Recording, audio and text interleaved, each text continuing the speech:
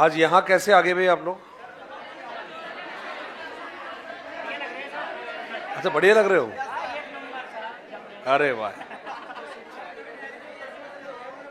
AC बंद हो गया? अभी चलवा देंगे ना यार। अच्छा, हैंग हो जाता है। आप ज्यादा अच्छे हो, एसी कम अच्छा है। तो कम अच्छा जो होता है उस पर अत्याचार होते हैं, तो एसी पर अत्याचार करने के लिए तैयार है अपन, है ना। हालचाल कैसे है आप लोगों के? तो आज यहाँ कैसे पधारे हैं आप लोग?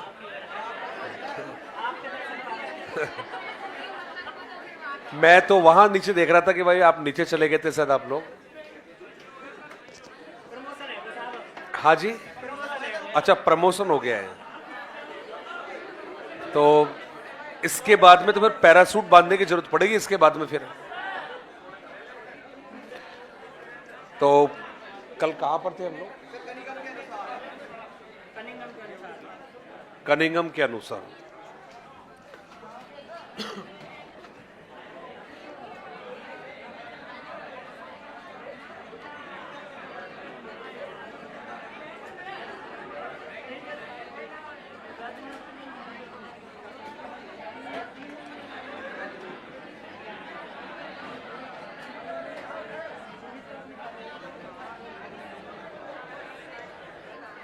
पहले एक बार आप बात कर लीजिए अच्छे से, और जब आपको लगे कि आपकी बातें कंप्लीट हो गई है, फिर उसी के बाद में अपन पढ़ाई स्टार्ट करेंगे, पहले नहीं करेंगे।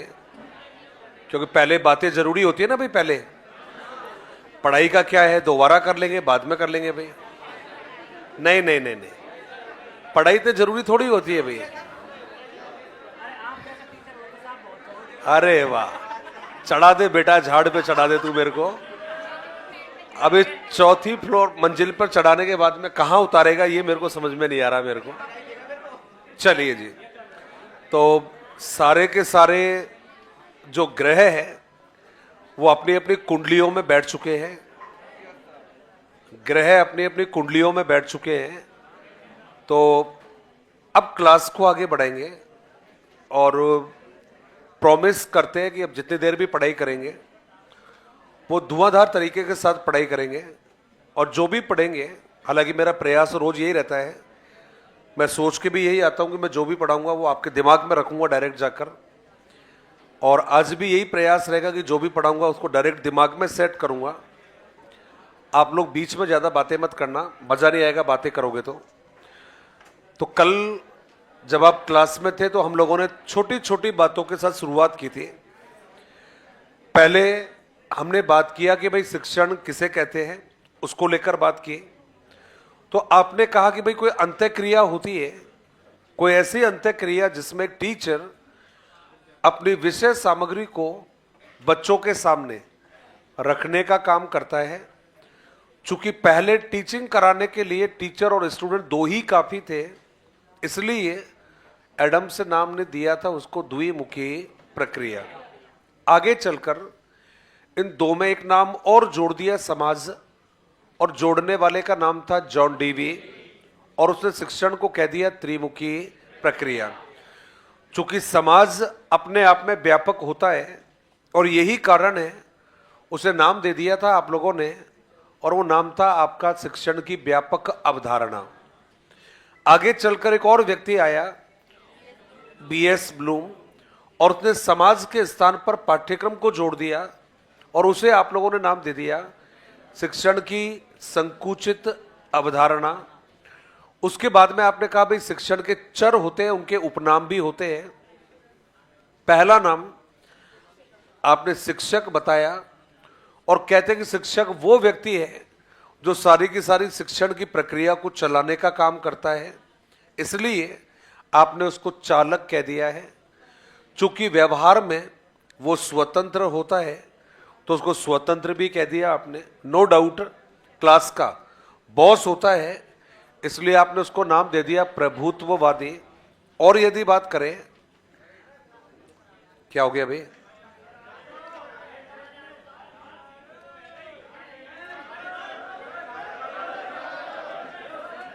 बस बस,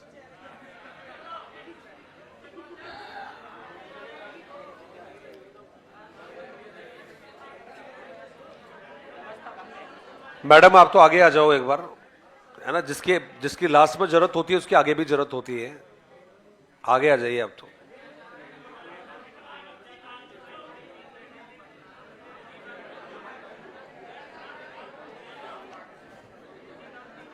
कर लो, एडजस्ट कर लो भाई, कहीं भी एडजस्ट। उधर है, यहां बैठोगे? हाँ हाँ बैठ जाइए।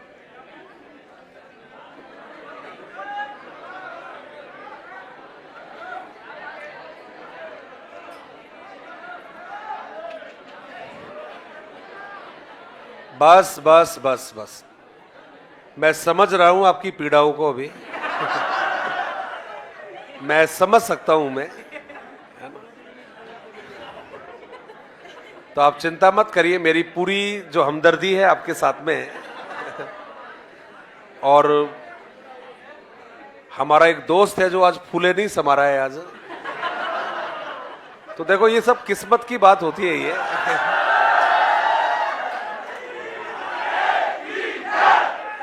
और सबसे अच्छी बात यह है कि आज हमारा कुलदीप भी वहां बैठा बैठा मुस्कुरा रहा है आज। तो कुलदीप भी यही सोच रहा है कि ऐसी हमसे क्या गलती हो गई, जो सीट तो हमारे वहां भी खाली पड़ी हुई है ना? तो खैर कोई बातें, दिल छोटा मत करिए भाई, आप लोग भी आएगा, आपका समय भी आएगा। तो 2000 शायद 21 की 22 की बात थी। 22 में उत्कर्ष की जो ओपनिंग थी, उस समय पर मैं एक बैच में पढ़ा रहा था, बेसमेंट में लगता था। और वो बैच जो था आपका रीट का था। 21 की लास्ट की बात थी, 22 में तो आपके घर रीट हुई थी। और हमारी जो बिल्डिंग थी ये रिद्धि सिद्धि वाली बिल्डिंग थी। मैं जो कह रहा हूँ थोड़ा गौर करना उस बात पर। तो कुछ लड़कियां थी उसमें, 3-4 लड़कियों का ग्रुप था, उनके साथ 2-3 लड़के भी रहते थे।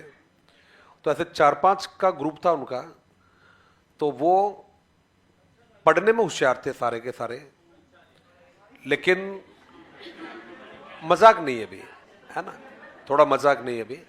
और मजाक तब अच्छा लगता है जब समय सही हो। समय सही नहीं है अभी, पढ़ाई का समय है। लेकिन वो क्या करते थे कि वो, उनकी जो सोच और उनकी नीयत थी वो अच्छी नहीं थी। अब आपने कहा सर सोच या नीयत कैसे अच्छी नहीं थी? तो उनकी आदत क्या थी कि वो कुछ टीचरों के कहने से पर्चियां बनाते थे। और अरे यार अभी नहीं, है ना, देखो किसी को इतनी आज़ादी देना भी ठीक बात नहीं है। मैं लिबरल आदमी हूं, मैं ज़्यादा क्लास में कुछ बोलता नहीं हूं मैं, क्योंकि अब काफ़ी टाइम हो गया पढ़ाते पढ़ाते। अब 2 तरह के अनुभव मिल गए। एक वो व्यक्ति होते हैं जो हरगिज पढ़ना चाहते हैं, एक वो होते हैं जो हरगिज पढ़ना नहीं चाहते। अब मैं क्या कि दोनों के बीच में खड़ा हूं, जो पढ़े तो भला, ना पढ़े तो भला, क्योंकि सैलरी सब अपने अपने को आती है। मैं मेहनत करूंगा तो मेरा भला होगा, आप मेहनत करोगे तो आपका भला होगा। फाइनली क्या, सबके घर वाले इंतजार करते हैं कि जल्दी से जल्दी घर में खुशियां आ जाए। तो अब सब बातें जानते हो तो इनको बार बार में याद दिलाने कोई फायदा नहीं है। तो जिसका मन करे वो पढ़ लो, जिसका मन नहीं करे वो भी पढ़ लो, क्योंकि ये ऐसा काम है जिसका ज़्यादा नुकसान नहीं होगा। तो वो 4-5 लोग क्या करते थे कि टीचर से पता नहीं किससे फ़ोन पे प्रश्न पूछते थे, गर्दन नीची करके, उस पर कागज़ पर लिखा। हर क्लास में उनका यही सीन था, वो टीचरों से प्रश्न पूछते थे और डायरेक्ट ऐसे ऐसे प्रश्न बना के लाते जो बिन सिर पैर के प्रश्न होते थे। ना उनका सिर है, तो वहां आ जा।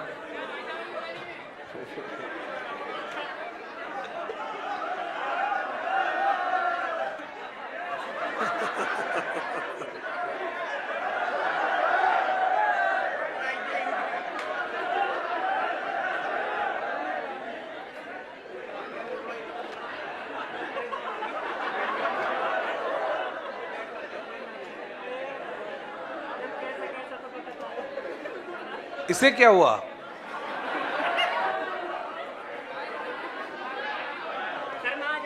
ये तो मिस कॉल लगी मेरे को, ये तो या रॉन्ग नंबर लग गया था ये। तो उनका रोज का यही हाल था। मैंने कभी इंडिकेट नहीं किया, मैंने एक स्टोरी सुना दी थी उनको। स्टोरी का मॉरल ये था कि जिसके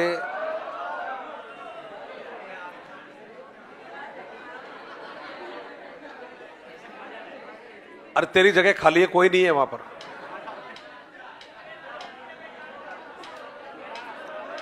आजा, जल्दी आजा।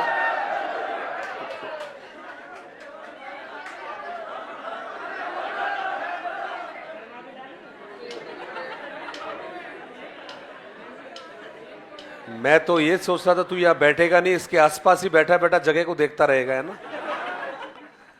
तो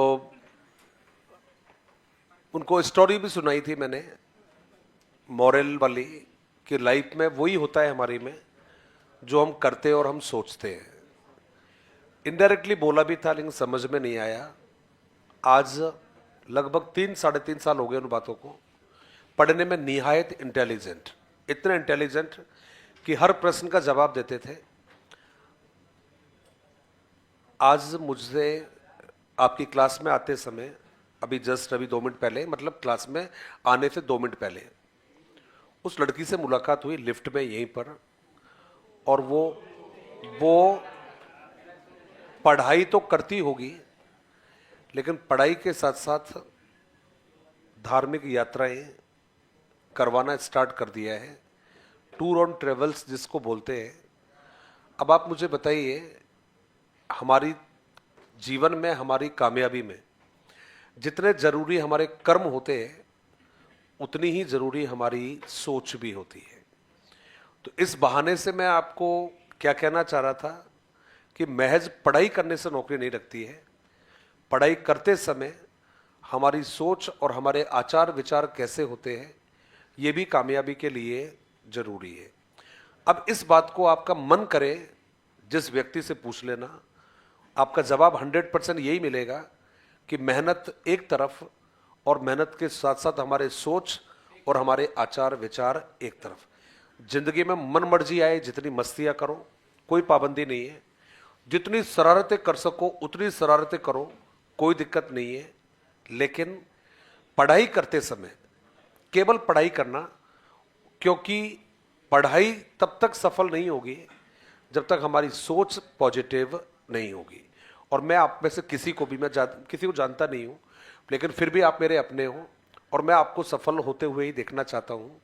आपकी उस कामयाबी के एवज में आप मुझे बोल दो कि सर हमें कामयाबी चाहिए, आप जो काम मुझे बताओगे मेरे लिए मुमकिन रहेगा, मैं उस काम को करने से मना नहीं करूंगा। उसका कारण है बड़ा साफ, मैं साल 6 महीने और पढ़ाऊंगा बस, क्योंकि इतना ही मैं पढ़ा पाऊंगा। मेरे लिए पॉसिबल रहा नहीं अब, क्योंकि पहले वाले जो पढ़ने वाले थे वो बचे नहीं। अब क्या, पढ़ाने के लिए एनर्जी ज़्यादा वेस्ट करनी पड़ती है। तो मैं क्या कि मेरी पढ़ाने के जो लास्ट वाला जो फेज चल रहा है उसमें अभी हूँ। कभी भी मैं छोड़ दूंगा पढ़ाना, क्लासों में पढ़ाना छोड़ दूंगा, अपने घर से पढ़ाऊंगा, ऑनलाइन पढ़ाऊंगा, जैसे भी पढ़ाऊंगा। लेकिन आपसे मैं ये कह रहा हूँ कि आपकी, हो सकता है ईश्वर करे मैं आपको लास्ट बार पढ़ाऊँ, या मैक्सिमम हो सकता है कि 3rd ग्रेड में ज़्यादा मौका मिल गया तो तब पढ़ा दूँ, उससे ज़्यादा नहीं पढ़ाऊँगा। लेकिन तो उस कामयाबी के लिए आपको जो भी सहयोग चाहिए, जितना सहयोग चाहिए, जब और जहाँ सहयोग चाहिए, मैं आपको करने को तैयार हूँ। बस आप जिस शान के साथ में आप जयपुर आए थे, सिर उठाकर आए थे ना आप लोग, माता पिता से आंखें मिलाकर आए थे, मोहल्ले में कहकर आए थे कि मैं जयपुर जा रहा हूँ। जब आप एग्जाम देकर जाओगे तो आपका सिर जो है वो फक्र से ऊंचा उठना चाहिए कि पात्रता पास हो जाएगी मेरी, और अगली जो मुलाकात होगी वो होगी मुलाकात 3rd ग्रेड में सिलेक्शन लेने के बाद। इस बीच में जितनी मौज मस्ती करनी है आप करिए आप, क्योंकि जीवित रहने के लिए, हस्तियों को सलामत रखने के लिए मस्तियों का होना भी जरूरी है। मैं कभी नहीं कहता कि शोषण करो अपने आप का, लेकिन पढ़ाई जो है वो जोरदार तरीके से करिए, तभी जाकर जोरदार रिजल्ट मिलते हैं। ये व्यक्ति है कनिंगम, बहुत बड़ी बात नहीं कही थी इसने, छोटी सी बात कही थी, आपको याद होगी। अभी कुछ सेकंड में इसने कहा कि जो पाठ्यक्रम होता है ये एक यंत्र के समान होता है, एक औजार के समान होता है। एक ऐसा यंत्र, एक ऐसा औजार जो टीचर के हाथ में होता है, मतलब पाठ्यक्रम टीचर के हाथ में एक यंत्र होता है, और इस यंत्र के द्वारा वह अपनी कलागृह में, और कलागृह का मतलब होता है स्कूल, क्लास में, अपनी सामग्री को और सामग्री का मतलब होता है बच्चे अपनी कलागृह में, अपने स्कूल में अपनी सामग्री को, अपने बच्चों को अपने आदर्शों मतलब उद्देश्यों के अनुसार निर्मित करने का कार्य करता है। 3 शब्द बोले हैं, एक तो बोला है यंत्र, एक बोला है कलागृह, एक बोला है सामग्री और एक बोला है आदर्श। यंत्र कहा है पाठ्यक्रम को, कलागृह कहा है स्कूल को, सामग्री कहा है बालक को और आदर्श कहा है उद्देश्य को। तो आप इतना भी कह सकते हो कि सब पाठ्यक्रम अपने या टीचर अपने स्कूल में अपने बच्चों को अपने उद्देश्यों के अनुसार निर्मित करता है, ऐसा बोल सकते हो। और स्टैंडर्ड लैंग्वेज में बोलोगे तब आपका जवाब रहेगा कि साहब शिक्षक के हाथ में पाठ्यक्रम ऐसा यंत्र है जिससे वह अपनी कलागृह में अपनी सामग्री को अपने आदर्शों के अनुसार निर्मित करता है। ये किसने कहा? ये कनिंघम ने कहा है। अब देखो, अपने को लोड नहीं लेना है, अपने को केवल इतना ध्यान रखना है कि सब पाठ्यक्रम का मतलब होता है यंत्र, और वो यंत्र किसके हाथ में होता है? टीचर के हाथ में। ये किसने कहा था? ये कनिंघम ने कहा था। ये तो एक लाइन है जिसको हम लिखते हैं। आपने लिखा है साहब, पाठ्यक्रम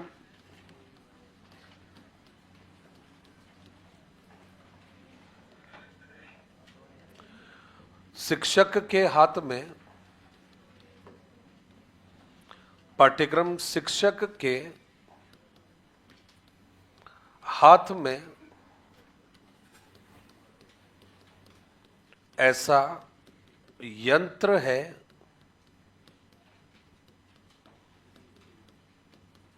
जिससे वह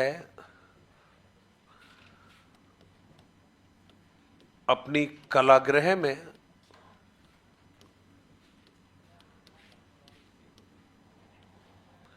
अपनी सामग्री को, अपनी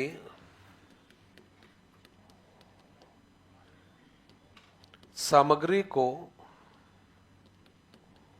अपने आदर्शों के अनुरूप,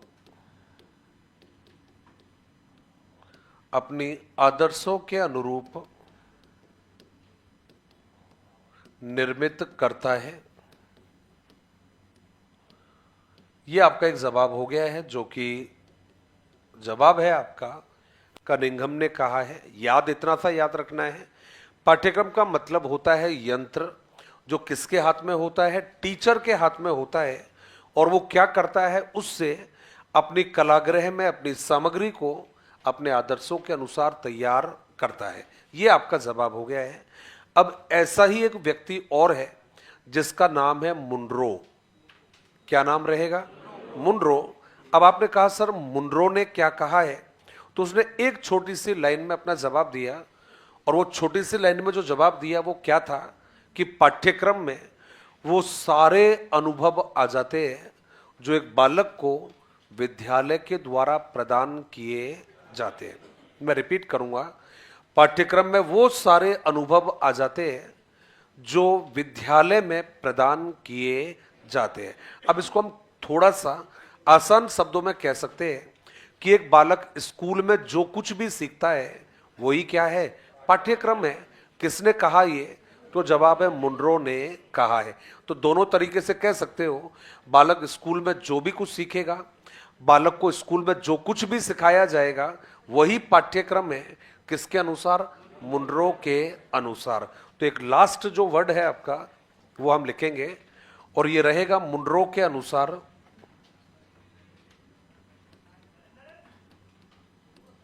ये जवाब है आपका मुनरो के अनुसार। और इसमें हम लोगों ने लिखा है, और उसमें कहा है साहब, पाठ्यक्रम के अंतर्गत, पाठ्यक्रम के अंतर्गत वे सभी अनुभव, पाठ्यक्रम के अंतर्गत वो सभी अनुभव शामिल होते हैं, वो सभी अनुभव शामिल होते हैं जो बालक को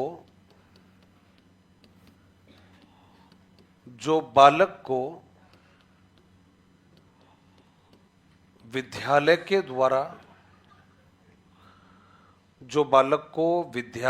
द्वारा प्रदान किए जाते हैं,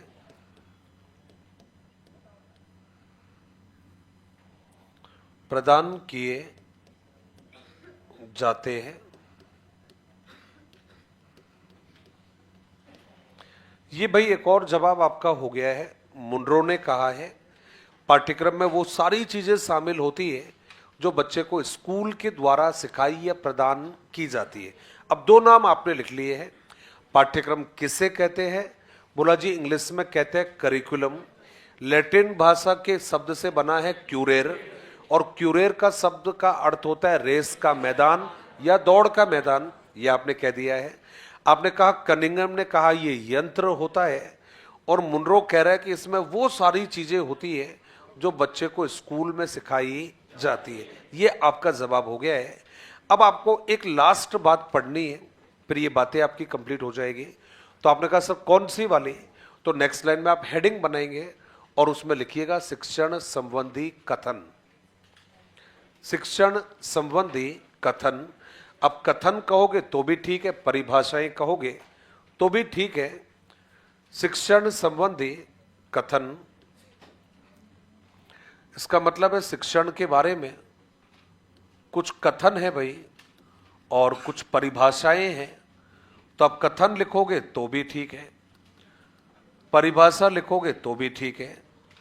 अब मैक्सिमम मैं आपको 2 से 3 परिभाषा लिखवाऊंगा, उसमें सबसे जो इंपॉर्टेंट है वो आपको पता है, नाम लिखूंगा तो आप समझ जाओगे। ये सबसे ज्यादा जो इंपॉर्टेंट है ये एक व्यक्ति की है और जिसका नाम क्या है? मॉरिसन। आज तक का रिकॉर्ड है ये। सबसे ज्यादा बार जो डेफिनेशन आपसे पूछी है वो कौन सी पूछी गई है? मॉरिसन की। तो आप कहोगे सर मॉरिसन ने क्या कहा है अपने डेफिनेशन में? क्या हो गया भाई? नहीं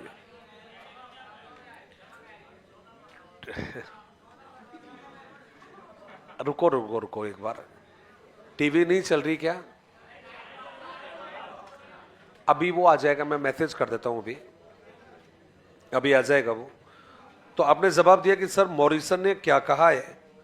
तो मॉरिसन ने एक विचार आपको दिया है, विचार काफी महत्वपूर्ण माना जाता है ये।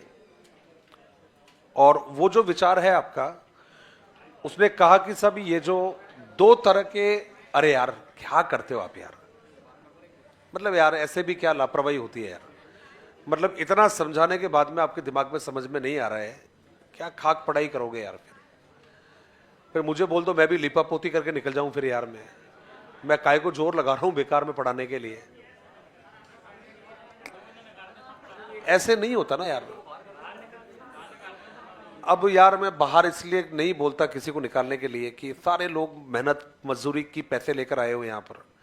कोई का ऐसा पैसा नहीं है जो हराम का पैसा हो सभी का, और कोई भी ऐसा नहीं है जिसके घर में पैसों का कुआं खुदरा हो। बड़ी मुश्किल से घर वालों ने पैसे लाके जमा कराए होंगे, और अपने लिए ना सही घर वालों के लिए पढ़ लो कम से कम। वरना मैं जयपुर में देखता हूँ लोगों को, क्योंकि काफ़ी टाइम हो गया पढ़ाते पढ़ाते। आते तो है यहाँ तुर्रम खान बन के, कोई यहाँ चाय की दुकान खोल के बैठा है, कोई पेट्रोल पंप की दुकान, ये पेट्रोल पंप पे काम कर रहे हैं, कोई ये जो एटीएम है बगल वाले इन एटीएमों पर काम कर रहे हैं।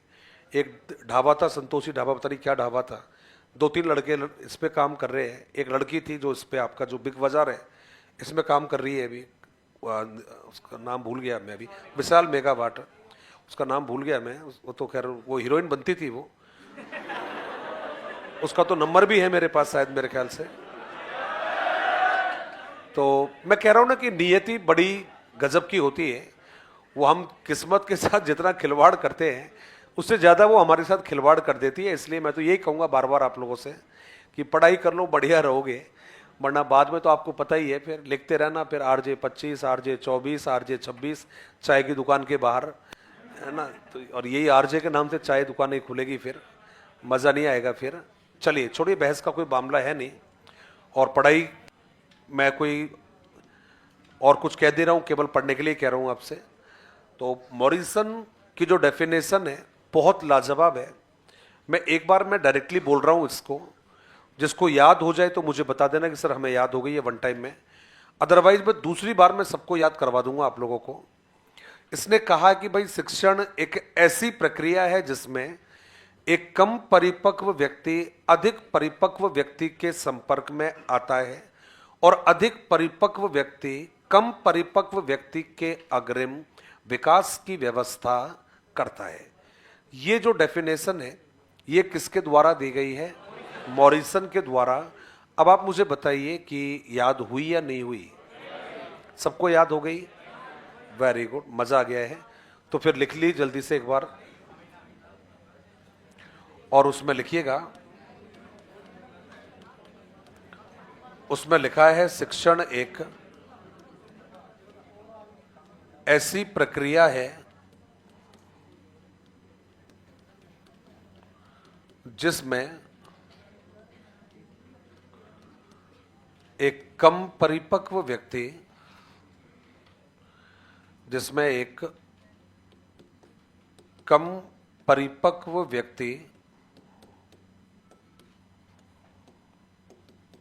अधिक परिपक्व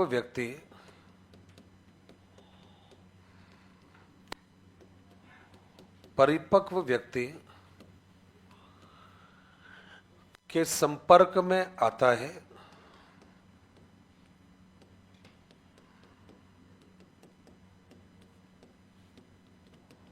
तथा अधिक परिपक्व व्यक्ति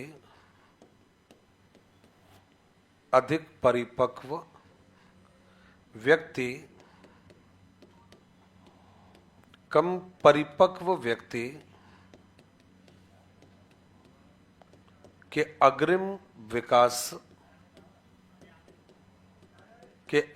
विकास की व्यवस्था करता है, कि अग्रिम विकास की व्यवस्था करता है।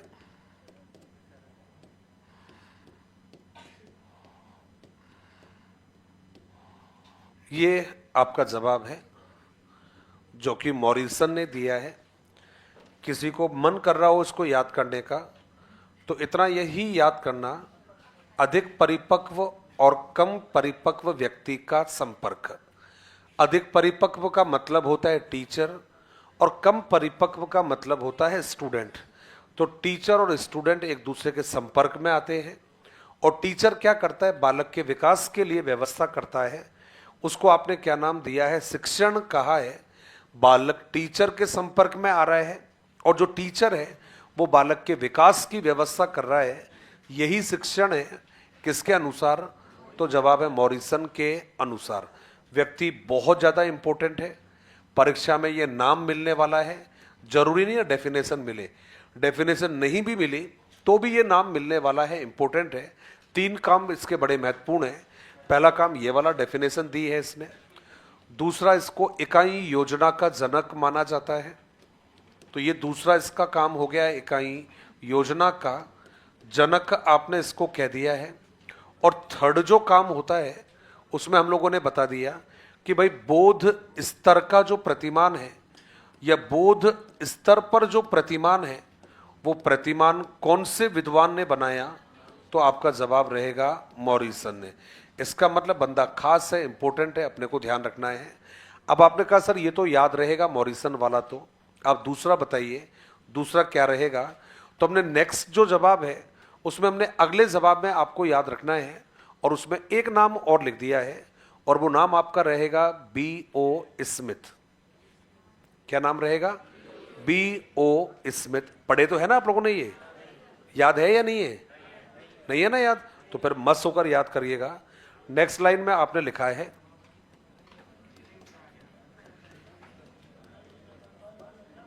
और अगला जो नाम है वो क्या रहेगा? तो क्या जवाब दिया है आपने? B.O. स्मिथ। ये अगला नाम हो गया है B.O. स्मिथ। और आपने जवाब दिया कि भाई इसमें आपने क्या क्या लिख दिया है। तो B.O. स्मिथ में केवल एक लाइन आपको याद रखनी है और वो एक जो लाइन आपको याद रखनी है, उसमें आपने लिख दिया है भाई शिक्षण का उद्देश्य, शिक्षण का उद्देश्य बालकों में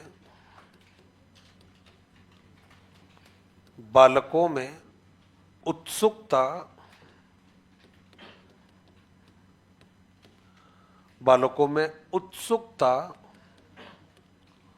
उत्पन्न करना होता है। शिक्षण का उद्देश्य बालकों में उत्सुकता उत्पन्न करना होता है। और ये जवाब किसने दिया है? ये तो आंसर रहेगा B.O. स्मिथ, चालाक व्यक्ति था। दो डेफिनेशन इसने दी है, एक आपने लिख दी है। इसमें केवल इतना सा याद रखना है कि भाई इसका जो काम था वो केवल इतना कहना है कि शिक्षण वह होता है जो बच्चों में उत्सुकता या बच्चों में जिज्ञासा उत्पन्न करता हो। दूसरी भी इसने दी है, और दूसरा जो इसने विचार दिया है उसमें ये केवल इतना सा कह रहा है कि साहब शिक्षण बालकों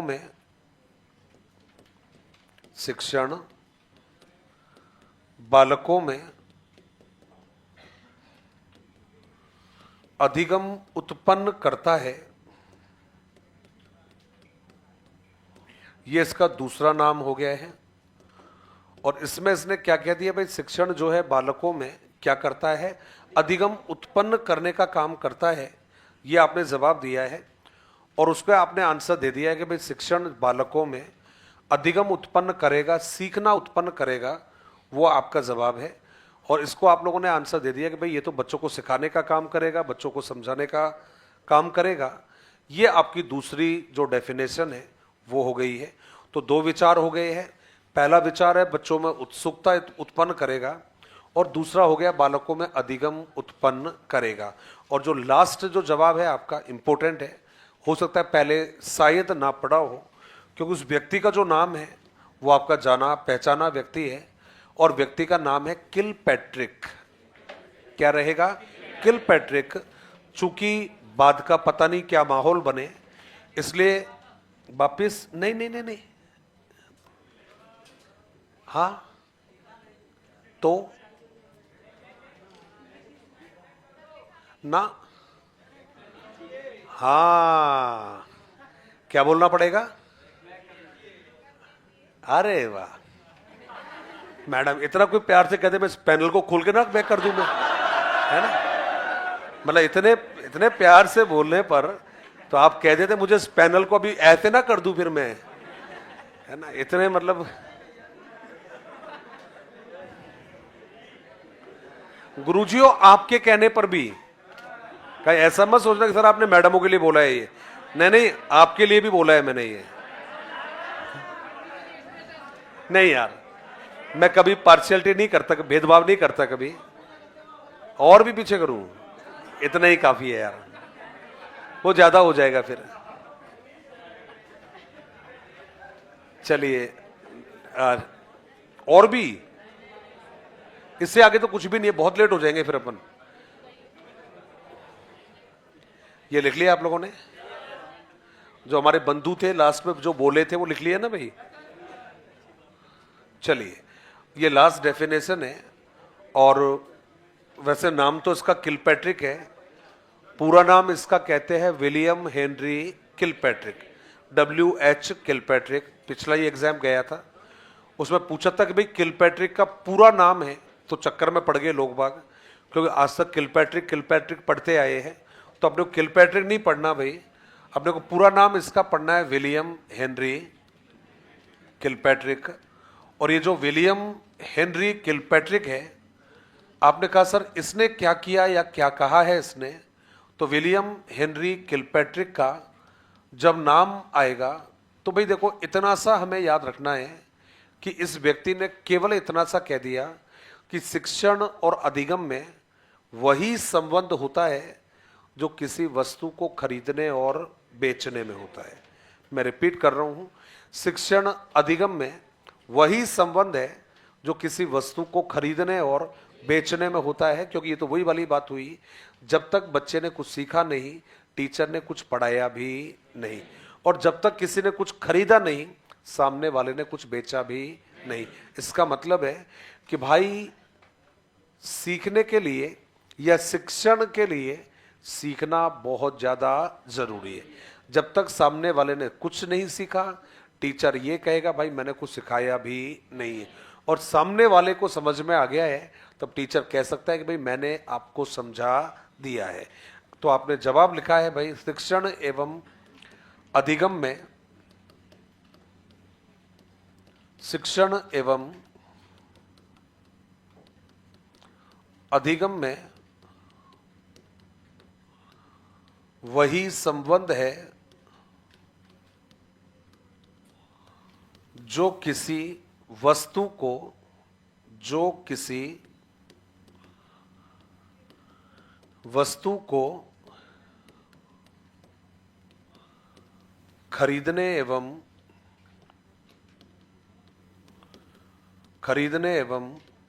बेचने में होता है।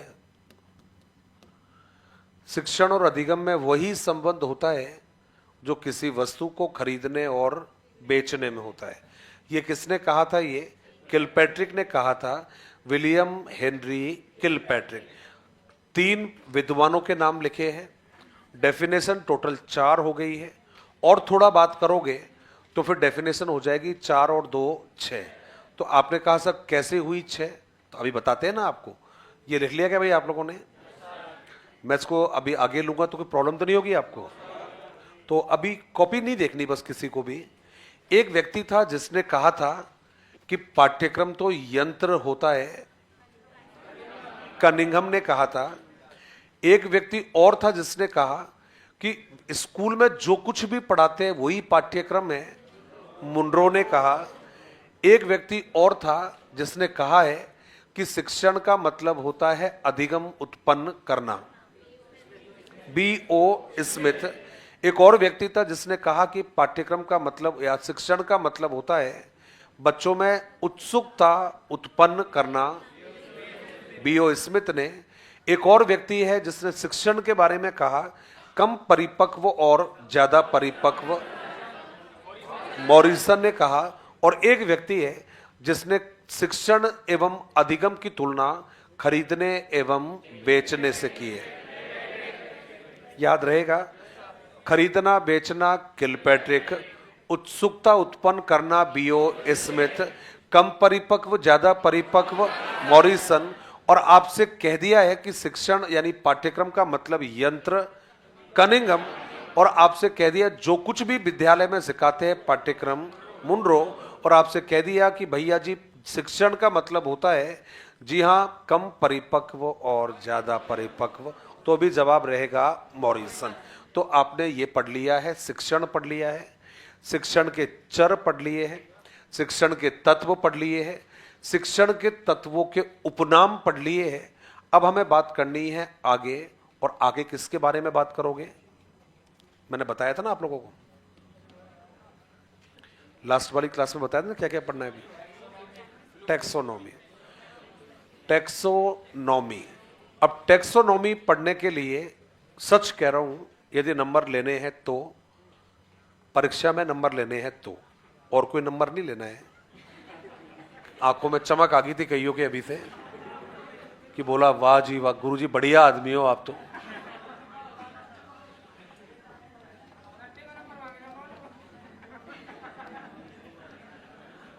अरे दोस्त, अब क्या बताऊं मैं आप लोगों को। अच्छा और सच्चा बोलो, क्या सट्टे पट्टे बोलते हो यार। ये कम सट्टा खेल रहे हो क्या आप लोग कि लाखों विद्यार्थी तैयारी करने और हजारों सेलेक्ट होंगे? इससे बड़ा और कौन सा सट्टा बाकी रह गया है मुझे बताओ एक बार, है ना? सबसे बड़ा सट्टा तो यही खेल रहे हो ना, ये कि लाखों लोग तैयारी कर रहे हैं पूरे राजस्थान में। रीट की तैयारी की बात करोगे, 15-16 लाख लोग बैठने वाले हैं पात्रता में, और उनमें से फिर परीक्षा पास करेंगे। उसके बाद में फिर लगभग, ज़्यादा भी नहीं बात करें तो लगभग 7-8 लाख लोग मिनिमम बैठेंगे मेंस में, उनमें हजारों लोग पास होंगे। इससे बड़ा सट्टा और कौन सा रह गया है? ऐसा सट्टा जिसकी रकम मिलती रहेगी 65 साल की तक मिलती रहेगी, और उसके बाद फिर मिलेगा फिर आपको पर मंथ पेंशन ही पेंशन। फिर भी बात कर रहे हो सट्टे के नंबर हैं? क्या यार, सट्टे वालों के जमीन जायदादें बिक चुके हैं भाई, जमीन और जायदाद बिक चुकी है, कुछ नहीं बचा घर पर उनके। हाँ, कछु ना बचो भाई। चलिए, तो सबसे पहले ध्यान रखना, और अब मजाक नहीं भाई, क्योंकि मुझे पाठ्यक्रम भी पूरा करना है। ये एक व्यक्ति है जिसका नाम है B.S. ब्लूम। तो वैसे तो कहते हैं कि भाई शिक्षण का जो वर्गीकरण है वो अलग अलग आधार पर अलग अलग लोगों ने किया है। तो यदि कोई आपसे पूछे कि शिक्षण का वर्गीकरण हम कितने भागों में करेंगे, तब आपको जवाब रहेगा भाई अलग अलग भागों में अलग अलग विद्वानों ने अलग अलग तरीके से उनका विभाजन किया है। लेकिन यदि हम सबसे पहले बात करेंगे तो सबसे पहला जो विभाजन है ये आता है आपके उद्देश्यों के आधार पर। तो पहला जो जवाब है वो आपसे पूछेगा कि साहब शिक्षण का उद्देश्यों के आधार पर जो वर्गीकरण है ये किसके द्वारा किया, तो आपका जवाब रहेगा एक व्यक्ति का, और जिसका नाम रहेगा B.S. ब्लूम। ये आपका आंसर हो गया है। अब प्रश्न बड़ा क्लियर है कि साहब शिक्षण का विभाजन उद्देश्यों के आधार पर कौन से विद्वान ने किया? B.S. ब्लूम ने। और कितने भागों में किया? 3 भागों में किया है, ज्ञानात्मक, भावात्मक, क्रियात्मक। तो एक तो बड़ा आसान काम हो गया है। प्रश्न आप पूछते हो सर कैसे आएंगे, तो पहला प्रश्न है कि शिक्षण का विभाजन उद्देश्यों के आधार पर किसके द्वारा किया? B.S. ब्लूम ने। कितने भागों में किया? 3 भागों में। कौन कौन से? ज्ञानात्मक, भावात्मक और क्रियात्मक। अब दिक्कत ये है कि सब ज्ञानात्मक हम किसे कहेंगे, भावात्मक हम किसे कहेंगे, और हम क्रियात्मक किसे कहेंगे? तो आपका पहला जवाब है कि शिक्षण का वह प्रकार जिसमें बच्चों को केवल जानकारी दी जाती है, केवल बच्चों को सूचनाएं दी जाती है, बच्चों को केवल हम विभिन्न प्रकार के तथ्यों से परिचित कराते हैं, और जिसका उद्देश्य एक ही होता है, बच्चे की मानसिक शक्तियों का विकास करना। डायरेक्टली कह दो, वह शिक्षण जिसका उद्देश्य बालकों की मानसिक शक्तियों का विकास करना होता है, उसी को कहा जाता है ज्ञानात्मक शिक्षण। तो ये लाइन जो है वो आप जल्दी से एक बार कॉपी में लिखेंगे। और हाँ जी, हेडिंग रहेगा शिक्षण का वर्गीकरण, नाम लिख दिया है उद्देश्यों के आधार पर, और सामने लिख दीजिएगा B.S. ब्लूम के अनुसार। वाह भाई वाह। सर आपकी मूंछ का एक बाल अलग जा रहा है साइड में। मुझे लगा मैं पता नहीं क्या कितनी जबरदस्त बात भेज दी होगी। आप सोच सकते हो मैंने मूंछों को भी आजाद छोड़ रखा है भाई मैंने, जिसकी जहां मन मर्जी आए वहां, लेकिन कह रखा है शाम को वापस आ जाना। चलिए जी, और उसमें लिखा है आप लोगों ने, ब्लूम ने उद्देश्यों के आधार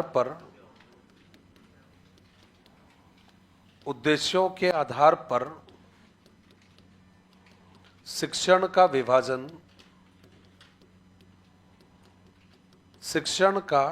विभाजन निम्न 3 भागों में किया।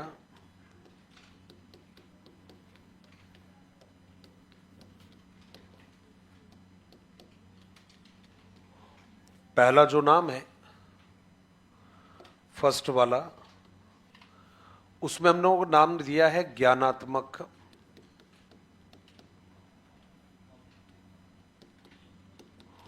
ज्ञानात्मक शिक्षण, और इसमें एक लाइन हमने लिखी है, इस शिक्षण का उद्देश्य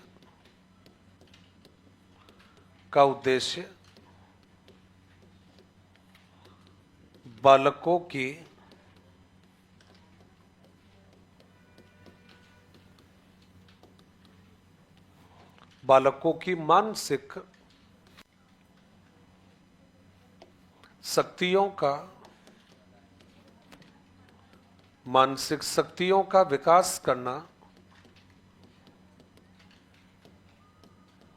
होता है, मानसिक शक्तियों का विकास करना होता है जिससे वह मूल्यांकन जैसी क्रियाएं, जिससे वह मूल्यांकन जैसे कार्य कर सके,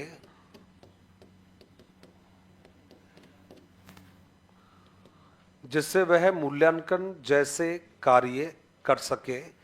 एक ही जवाब था, बालकों की मानसिक शक्तियों का विकास करना जिससे बच्चा क्या कर सकता है, तो आपका जवाब है मूल्यांकन जैसे कार्य कर सकता है। ये आपने जवाब दिया है।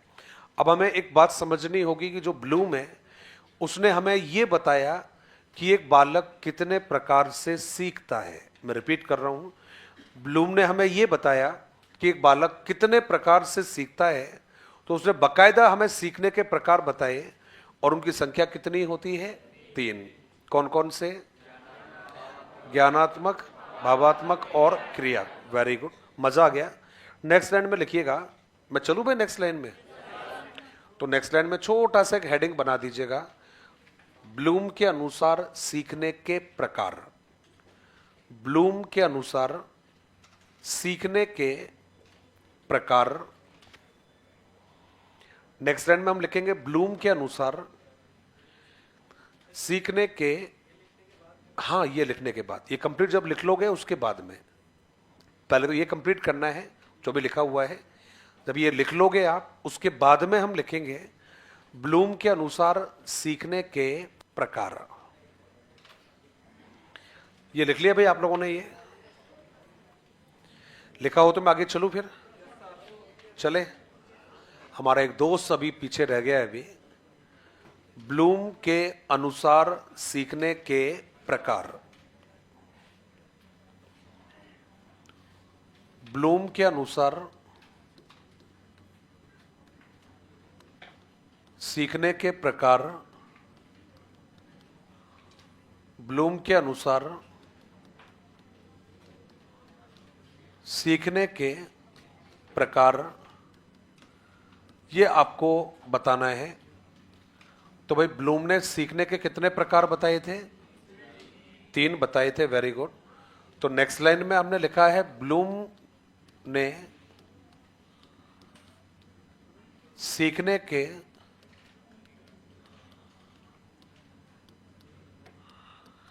निम्न 3 प्रकारों का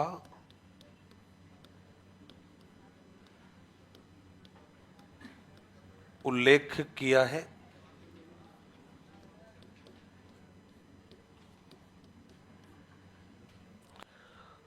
ब्लूम ने सीखने के निम्न 3 प्रकारों का उल्लेख किया है। अब हमें क्या करना है? उन तीनों के नाम लिखने हैं। पहला क्या रहेगा? पहला क्या रहेगा? बदल गए आप लोग तो। पहला ज्ञानात्मक, दूसरा और तीसरा। Very good.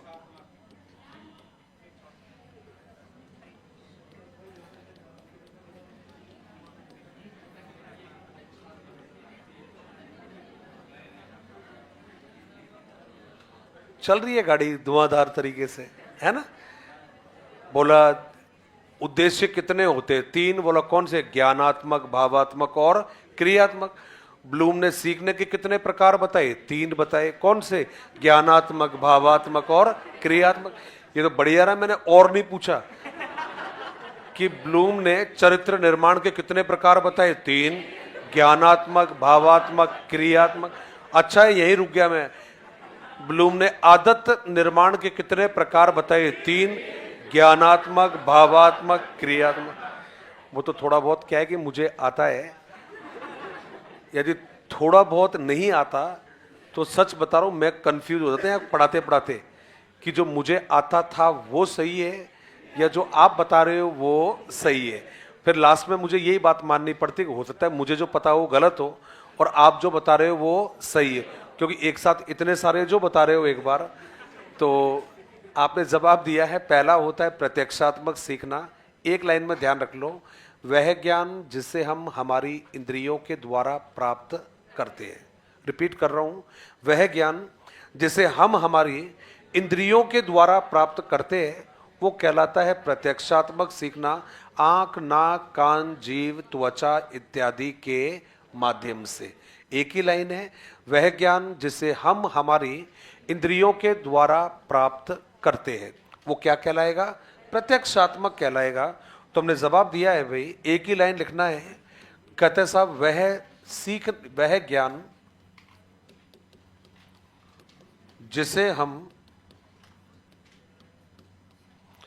ज्ञान जिसे हम हमारी इंद्रियों के द्वारा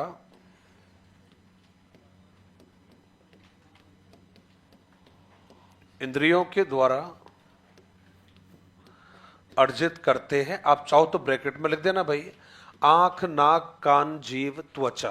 आंख, नाक, कान, जीव, त्वचा। मैं लिख देता हूं साइड में। आंख लिख दिया है आपने, कान बोल दिया है, नाक बोल दिया है, जीव बोल दिया है और त्वचा भी लिख दिया है।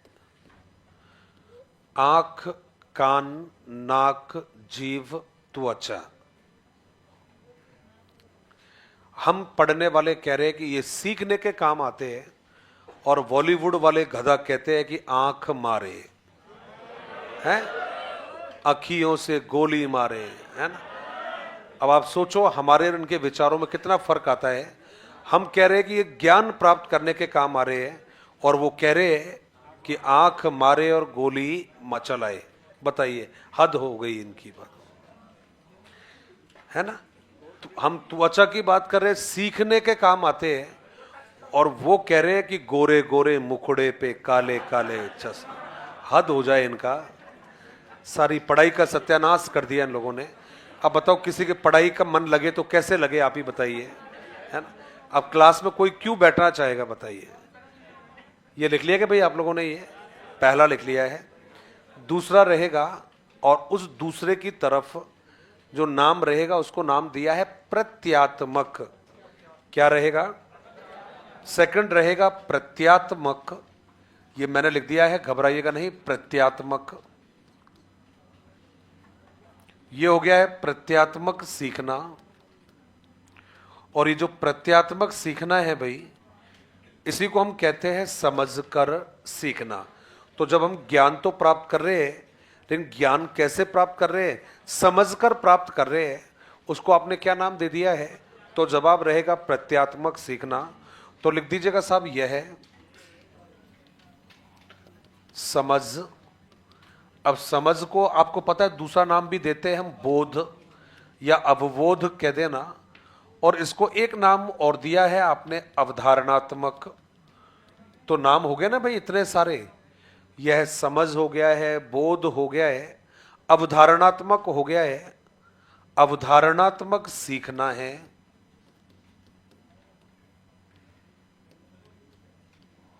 मतलब एक तो हम क्या करते हैं कि डायरेक्ट सीखते हैं, जैसे आपने किसी को देखा और किसी को देखकर आपने जो सीखा है वो कहलाएगा आपका प्रत्यक्षात्मक कहलाएगा। और जिसको आपने देखा, जब उसको आप समझ जाते हो उसके रंग रूप के आधार पर, उसके आकार के आधार पर, वो क्या कहलाएगा? प्रत्यात्मक। तो पहले तो हम सीखते हैं प्रत्यक्ष रूप से, उससे हमारी बनती है एक सोच बनती है, उसको प्रत्यात्मक आपने कह दिया है। और थर्ड जो नाम आएगा उसे आपने नाम दिया है साहचर्यात्मक। और साहचर्यात्मक का मतलब है पूर्व ज्ञान के आधार पर जब हम कोई नया ज्ञान सीखते हैं, उसी को हमने क्या नाम दिया है? साहचर्यात्मक। तो पहले सपोज करिए किसी बच्चे ने लाइफ में पहली बार, छोटा सा उदाहरण है, बच्चे ने पहली बार किसी ने डॉग को देखा, कुत्ते को देखा। अब डॉग को देखा और उसको उसका रंग रूप देखा, उसका आकार देखा, तो वो कहलाएगा प्रत्यक्षात्मक कहलाएगा। अब जब बच्चा क्या कर रहा है कि पूछने पर, बताने पर क्या कर रहा है, डॉग के जो आकार है, रंग रूप है, उसे दूसरों के बारे में बता रहा है। इसका मतलब है कि वो समझ गया है, उस समझ को आपने क्या नाम दिया? प्रत्यात्मक कहा है। अब आगे चलकर वो डॉग के आधार पर क्या कर रहा है? बकरी के बीच में अंतर कर रहा है कि भाई डॉग जो है वो बकरी के जैसा तो होता है साइज में, आकार में, लेकिन वैसा होता नहीं है। तो दोनों के बीच में अंतर जब वो कर रहा है, उसको क्या नाम दे दिया है आपने? साहचर्य। पूर्व ज्ञान के आधार पर नवीन ज्ञान को सीखना। तो थर्ड जो नाम है आपका, ये हमने नाम दे दिया है साहचर्यात्मक। ये आपका अगला नाम है साहचर्यात्मक, आपने कह दिया है। और साहचर्यात्मक में आपने लिखा है पूर्व ज्ञान के आधार पर, पूर्व ज्ञान के आधार पर नवीन ज्ञान को सीखना, नवीन ज्ञान को सीखना साहचर्यात्मक सीखना है, साहचर्यात्मक सीखना है। तो आपने जवाब दिया पूर्व ज्ञान के आधार पर नवीन ज्ञान को सीखना। ये किसका उदाहरण है? ये साहचर्यात्मक सीखने का। तो ये भाई आपने तीन जो प्रकार है सीखने के, वो आपने देख लिए हैं। पहला देखा था आपने उद्देश्यों के आधार पर शिक्षण के प्रकार तीन होते हैं, ज्ञानात्मक, भावात्मक और क्रियात्मक। फिर उसके बाद में आपने कहा सीखने के तीन प्रकार होते हैं। पहला था प्रत्यक्षात्मक, दूसरा प्रत्यात्मक और तीसरा है साहचर्यात्मक।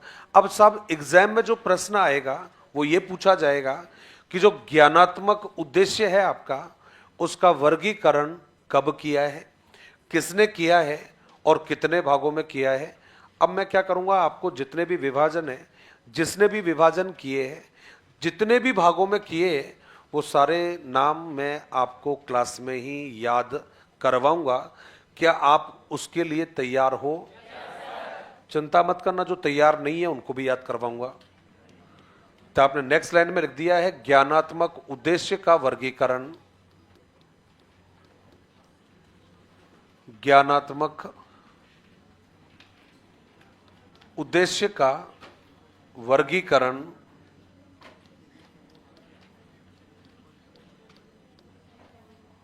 ज्ञानात्मक उद्देश्य का वर्गीकरण। अब आपने जवाब दिया कि सर ये जो ज्ञानात्मक उद्देश्य का वर्गीकरण है, तो ज्ञानात्मक जो उद्देश्य है उसका वर्गीकरण किसने किया? तो नाम याद रखना है B.S. ब्लूम। किसने किया? B.S. ब्लूम ने किया। कब किया? 1956। 1956। और कितने भागों में किया है? 6 भागों में किया है। तो पहला प्रश्न क्लियर है कि ज्ञानात्मक उद्देश्य का वर्गीकरण किसने किया? B.S. ब्लूम ने किया।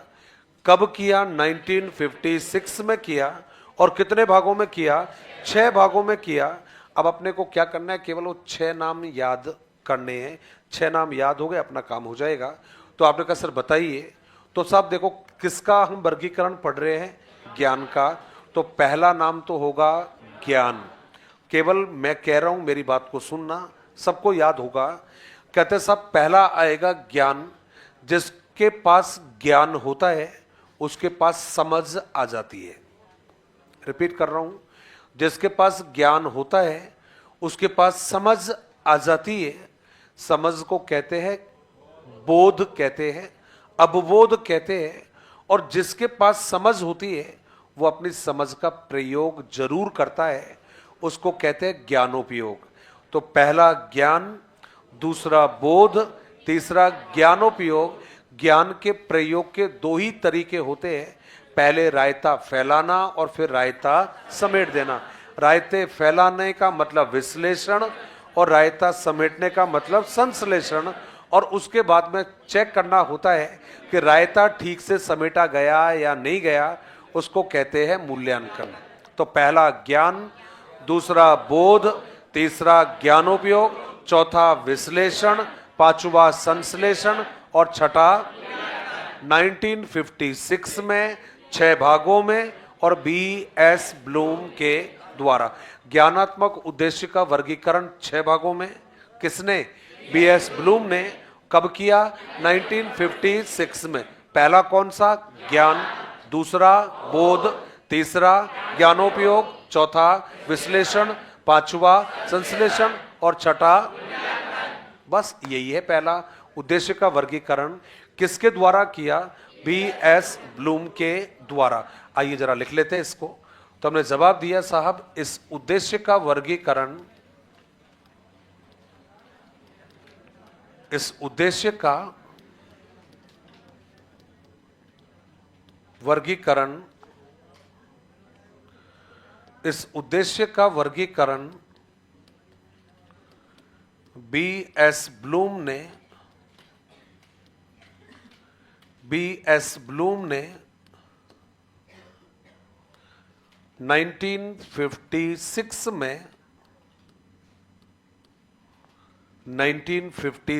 में निम्न 6 भागों में किया। अब ये जो 6 भाग है भाई, ये कौन कौन से होते हैं? तो पहला नाम आपको याद है, क्या हो जाएगा? ज्ञान हो जाएगा। देखो भाई, इनका सीक्वेंस यही है ना, इनका सीक्वेंस का बड़ा महत्व रहेगा। तो अब नंबर डाल के लिखना 1 2 3 4 5 करके। पहला हो गया है ज्ञान, दूसरा अवबोध भी कहो बोध कहो एक ही बात है। नेक्स्ट हो गया है ज्ञानोपयोग, अगला हो गया है विश्लेषण, फिर हो गया है संश्लेषण, और लास्ट में क्या हो गया है भाई? तो जवाब दे दिया है आपने, मूल्यांकन। तो कितने हो गए हैं? 6 हो गए हैं। ज्ञान, बोध, ज्ञानोपयोग, विश्लेषण, संश्लेषण, मूल्यांकन। अब जो ज्ञान लिखा है, इसके साथ में एक लाइन हमें लिखनी है, और वो रहेगा आपका सबसे निम्नतम पद है ये, सबसे निम्नतम। अब निम्नतम में पद कहोगे तो भी चलेगा, और सोपान कहोगे तो भी चलेगा। तो सबसे निम्नतम पद और सोपान आपने कहा है। मूल्यांकन का जब जिक्र आएगा तो हमने जवाब दे दिया है सबसे उच्चतम पद, सबसे उच्चतम पद आपने कह दिया है। तो सबसे निम्नतम भी यही है और सबसे उच्चतम भी यही है। तो ये पहला वर्गीकरण है जो किया गया था 1956 में। अब साहब हुआ क्या, आगे चलकर ये जो ब्लूम का वर्गीकरण है, इसी को हम कहते हैं ब्लूम की टैक्सोनॉमी, यही है। तो ये जो ब्लूम की टैक्सोनॉमी आप इसको कहते हो, इसमें क्या है भाई? संशोधन किया गया। और ये जो ब्लूम की टैक्सोनॉमी है, इसमें सबसे पहले जो संशोधन है वो किया गया था RCEM। किसने किया था? RCEM ने। तो आपका अगला क्या जवाब रहेगा? RCEM का संशोधन। नेक्स्ट लाइन में क्या लिखोगे? RCEM का संशोधन। तो नेक्स्ट लाइन में छोटा सा हेडिंग बनाएंगे और उसमें लिखेंगे RCEM का संशोधन, RCEM का संशोधन। अब आप कहोगे सर ये RCEM क्या है ये? तो R का मतलब रीजनल, R का मतलब क्या है? रीजनल। C का मतलब कॉलेज, E का मतलब एजुकेशन, M का मतलब Mysore. Regional college of Mysore, ये आपका जवाब है। तो आपने कहा कि सर इसको और कोई नाम है क्या? बिल्कुल है भाई, आप हिंदी में चाहो तो कह सकते हो क्षेत्रीय शिक्षा महाविद्यालय मैसूर। क्या नाम है इसका? क्षेत्रीय शिक्षा महाविद्यालय मैसूर, आपने इसको नाम दे दिया है। तो अब आप कहोगे सर ये क्या मामला है, ये मैसूर और RCEM हमारी समझ में नहीं आया। तो आपने NCERT का नाम सुना है, नहीं सुना भाई? NCERT का नाम सुन रखा है सब लोगों ने। तो क्या मालूम है भाई NCERT की स्थापना कब हुई थी? 1961, 27 जुलाई। हाँ, 27 जुलाई 1961 नई दिल्ली में स्थापना हुई और 1 सितंबर 1961 से नई दिल्ली में उसने काम करना स्टार्ट कर दिया था। तो जुलाई में स्थापना हुई और 1 सितंबर से उसने काम करना स्टार्ट कर दिया। काम क्या करती थी? पूरे हिंदुस्तान के लिए जो स्कूल की शिक्षा थी उसके लिए योजना बनाना, उसके लिए पाठ्यक्रम बनाना, उस शिक्षा में अनुसंधान करने का काम एनसीईआरटी के पास था। लेकिन हमारा देश बहुत बड़ा था और इतने बड़े देश के लिए एक संस्था के द्वारा काम करना संभव नहीं था। इसलिए यह निर्णय लिया गया 1963 में। और क्या निर्णय लिया कि भाई इसकी क्षेत्रीय संस्थाएं खोल दिए जाए, इसके क्षेत्रीय विभाग खोल दिए जाए और बाकायदा इसके क्षेत्रीय विभाग खोल दिए गए। कहते साहब एक उत्तर में खोल दिया, एक खोल दिया पश्चिम में खोल दिया, एक दक्षिण में खोल दिया और कहते एक मध्य में खोल दिया। और जब आगे चलकर लड़ाई हुई तो एक पूरब में भी खोल दिया था। भाई बातों को समझना पहले। कहते साहब आपके यहां पर एनसीईआरटी पूरे देश की शिक्षा का काम देखती थी, लेकिन अकेली एनसीईआरटी के द्वारा ये सारे काम करना मुमकिन नहीं था। इसलिए इसके अधीन चारों दिशाओं में 4 क्षेत्रीय कार्यालय खोले। उसमें से एक जो कार्यालय था वो आपने खोल दिया उत्तर दिशा में खोल दिया, एक खोल दिया था आप लोगों ने पश्चिम दिशा में खोल दिया था, उसके बाद में एक खोल दिया था आप लोगों ने दक्षिण जो दिशा थी आपकी वहां खोल दिया, और ये खोल दिया था भाई मध्य में, जिसको नाम दे दिया था मध्य भारत। अब मित्रों हुआ क्या कि ये जो उत्तर में आपने जो एनसीईआरटी की शाखा खोली इसका कार्यालय आपने बनाया था अजमेर में, और ये जो पश्चिम में आपने खोला इसका कार्यालय आपने बनाया था भोपाल में, और दक्षिण वाले का जो कार्यालय बनाया आपने वो बना दिया भुवनेश्वर में, और ये जो मध्य में आपने खोला था इसका कार्यालय आपने बना दिया मैसूर में। मतलब एनसीईआरटी के 4 क्षेत्रीय कार्यालय अलग अलग दिशाओं में खोल दिए। एक उत्तर में हो गया, पश्चिम में हो गया, दक्षिण में हो गया, मध्य भारत में हो गया। अब कहते हैं कि साहब 1963 से लेकर कहानी पहुंच जाती है 1995 में, और 1995 में जाकर इस दिशा के लोगों को मालूम चला यार हमारे साथ तो धोखा हो गया है। चारों दिशाओं में कार्यालय खोल दिए, हमारे यहां नहीं खोले। अब साहब ये पहुंच जाते हैं एनसीईआरटी के पास में, और एनसीईआरटी से कहा कि साहब हमारे यहां पर भी एक ब्रांच खोलो। तो 1995 में एक और ब्रांच खोल दी पूर्व की दिशा में, और इसका जो कार्यालय है ये आपने कहां रख दिया था? शिलोंग। तो कुल मिलाकर यदि बात करें तो एनसीईआरटी की कितनी शाखाएं हैं आज? 5। कौन कौन सी दिशाओं में है? सबसे पहले उत्तर में है, कार्यालय कहां पर? अजमेर में है। उत्तर से थोड़ा नीचे आओगे पश्चिम में, कहां पर है? भोपाल में है। उसे थोड़ा नीचे आओगे दक्षिण की तरफ, दक्षिण में कार्यालय कहां पर? और दक्षिण से थोड़ा ऊपर चलोगे तो मध्य में, और मध्य में, और कहते हैं मध्य से थोड़ा साइड में चलोगे तो पूरब में, और पूरब का मतलब हो गया है शिलोंग। तो कुल मिलाकर यदि बात करें तो ये जो 5 जो कार्यालय थे, इन 5 में से जो एक आपका कार्यालय है जो कहां रखा था? मैसूर में। मैसूर का मतलब है कर्नाटक, और कर्नाटक का मतलब है टाइगरों की भूमि। टाइगर 2 ही थे उस समय पर, हैदर अली और टीपू सुल्तान। टाइगर ऑफ मैसूर दोनों को कहा गया तभी, टाइगर ऑफ मैसूर।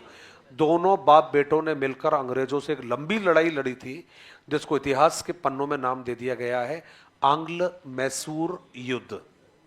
क्या नाम दिया था? आंग्ल मैसूर युद्ध। तो ये जो RCEM का प्रारूप है, इसने क्या किया? ब्लूम की प्रणाली को थोड़ा सा संशोधन कर दिया, और संशोधन क्या किया? 3 को हटा दिया, 1 को बुला लिया। 3 को हटा दिया, 1 को बुला दिया। अब 3 को हटाया, 1 को बुलाया, इसका मतलब 3 यथावत भी रखे थे। अब यथावत कौन रखे? पहले 3 ज्ञान रखा, बोध रखा, ज्ञानोपयोग रखा। हटाया क्या? विश्लेषण, संश्लेषण, मूल्यांकन। और कौन सा रख दिया? सृजनात्मकता। क्या नया रख दिया? सृजनात्मकता। तो आरसीईएम के प्रारूप में टोटल पद कितने थे? 4।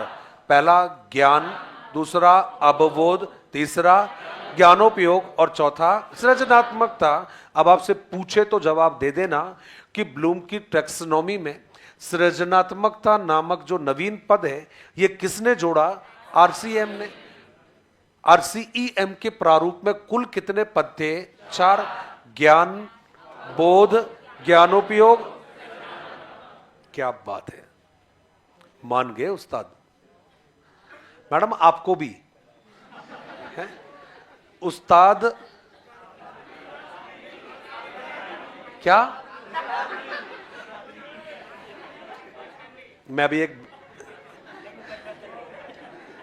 बैच में पढ़ा रहा था अभी जस्ट लंच से पहले, तो कुछ बात पता नहीं क्या चली, मुझे भी याद नहीं था मेरे को, तो मैंने हमारे मास्टर को बोल दिया, अरे रुक जा चूजे। क्या बोला? चूजे। अब पता क्या करो, और गुरुजी आपने हमको तो चूजे बोल दिया, इनको तो कुछ बोलते ही नहीं हो। तो मैंने क्या बोलूं, मैंने 2G बोला था, लेकिन मैंने क्या बोला? 2G। और आप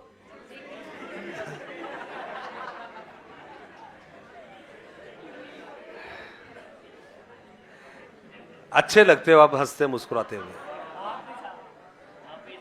है ना? दिल जीत लेते हो आप जब हंसते हो। जब मैं तो हमेशा हंसता रहता हूं यार, मैं, है ना?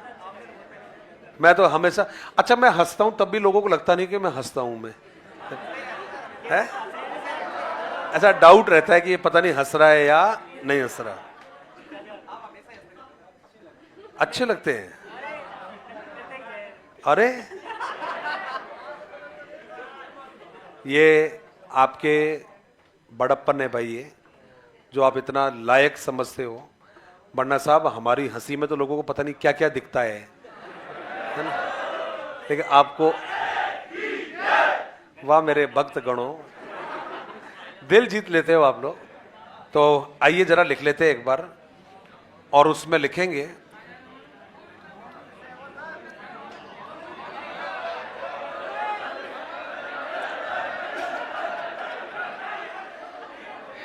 उसका मन नहीं लग रहा है बेचारे का, है ना?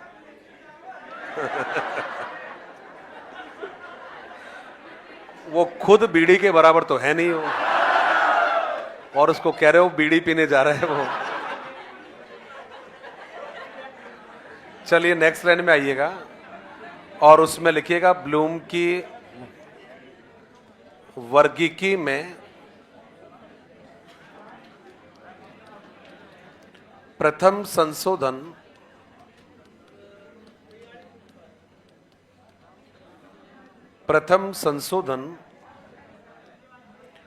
क्षेत्रीय शिक्षा महाविद्यालय।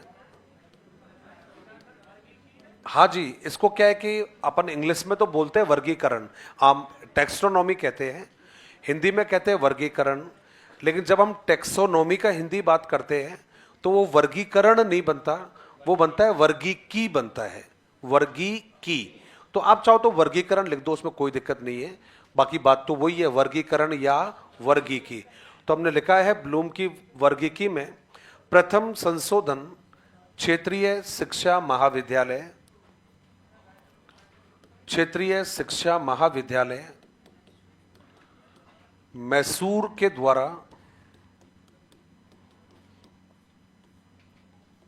द्वारा निम्न 4 भागों में किया, निम्न 4 भागों में किया। अब उसमें हमें क्या करना है, इनके नाम लिखने हैं। पहला एज इट इज है ज्ञान, कुछ नहीं बदला। दूसरा है बोध, कुछ नहीं बदला।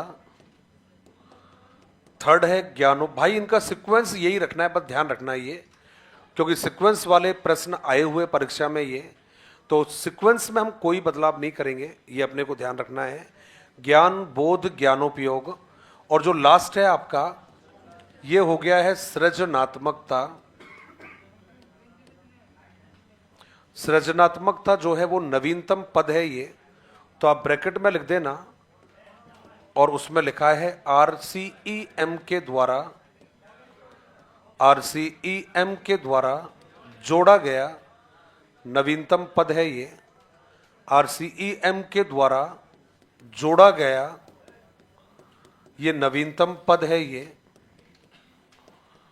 ये आपका जो RCEM है उसके द्वारा ये जोड़ा गया नया नवीनतम पद है ये हमने आंसर में लिख दिया है। तो जो मैसूर का विभाजन है उसमें केवल 4 पद थे, पहला चेंज नहीं किया ज्ञान, दूसरा चेंज नहीं किया अवबोध, थर्ड चेंज नहीं किया ज्ञानोपयोग, केवल लास्ट वाले 3 हटा दिए और उनकी जगह पर दे दिया था आपको सृजनात्मकता। सृजनात्मकता व्यक्ति की एक क्षमता होती है जिसके आधार पर वह मौलिक परिणामों को व्यक्त करता है। एग्जाम में नई नहीं आएगा, एग्जाम में आएगा मौलिक परिणामों को व्यक्त करना। मौलिक का मतलब होता है नवीन, है ना भाई। सृजनात्मकता किसे कहते हैं? जिसके आधार पर व्यक्ति या बालक मौलिक परिणामों को व्यक्त करता है। फादर ऑफ क्रिएटिविटी किसे कहा जाता है? फादर ऑफ क्रिएटिविटी, सृजनात्मकता का पिता गिलफोर्ड को कहा जाता है। किसको कहा जाता है? गिलफोर्ड को। और गिलफोर्ड ने अपने साथी टॉरेंस के साथ मिलकर सृजनात्मकता की 4 क्वालिटी, 4 पद, 4 तत्व बताए। पहले का नाम है धारा प्रवाहिता, दूसरे का नाम है मौलिकता, थर्ड का नाम है लोचशीलता और फोर्थ का नाम होता है विस्तारण। क्या रहेगा? विस्तारण। एग्जाम में एक प्रश्न आएगा क्रिएटिविटी वाला, 99% पूछा जाएगा गिलफोर्ड और टॉरेंस का जो ये 4 पद है ये वाले, ये हमेशा आपकी CDP में पूछा जाता है, जिसको आपने पेडागोजी कहा है। तो ये आपने किसके हिसाब से लिख लिया है? RCEM के। पहले के अनुसार, ब्लूम के अनुसार 6, इसके अनुसार 4। अब नेक्स्ट लाइन में हेडिंग बनाइए और ये जो बनाने जा रहे हो शायद जो आपका पिछला अभी जो 3rd ग्रेड गया है उसमें अब जो लिखवा रहा हूं ये प्रश्न आया हुआ है ये।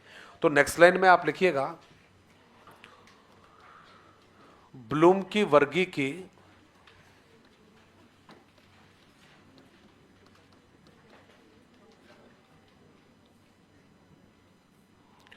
का नवीनतम संशोधन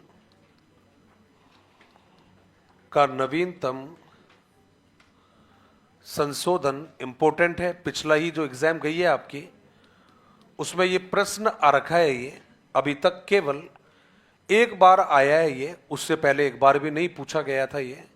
मैं शुरू से इसको पढ़ा रहा हूं। मैं कई बार ऐसा लगता था कि यार कहीं ज्यादा तो नहीं पढ़ा रहे, एक्स्ट्रा तो नहीं पढ़ा रहे हैं। पिछली बार जब इसका प्रश्न आया तो दिल खुश हो गया था, क्योंकि नए जो प्रश्न आते हैं तो अच्छा लगता है। पुराने प्रश्न तो सबके देखे हुए होते हैं मॉडल पेपरों में, प्रीवियस एग्जाम्स में, लेकिन जब कोई नया प्रश्न आता है तो बहुत अच्छा लगता है।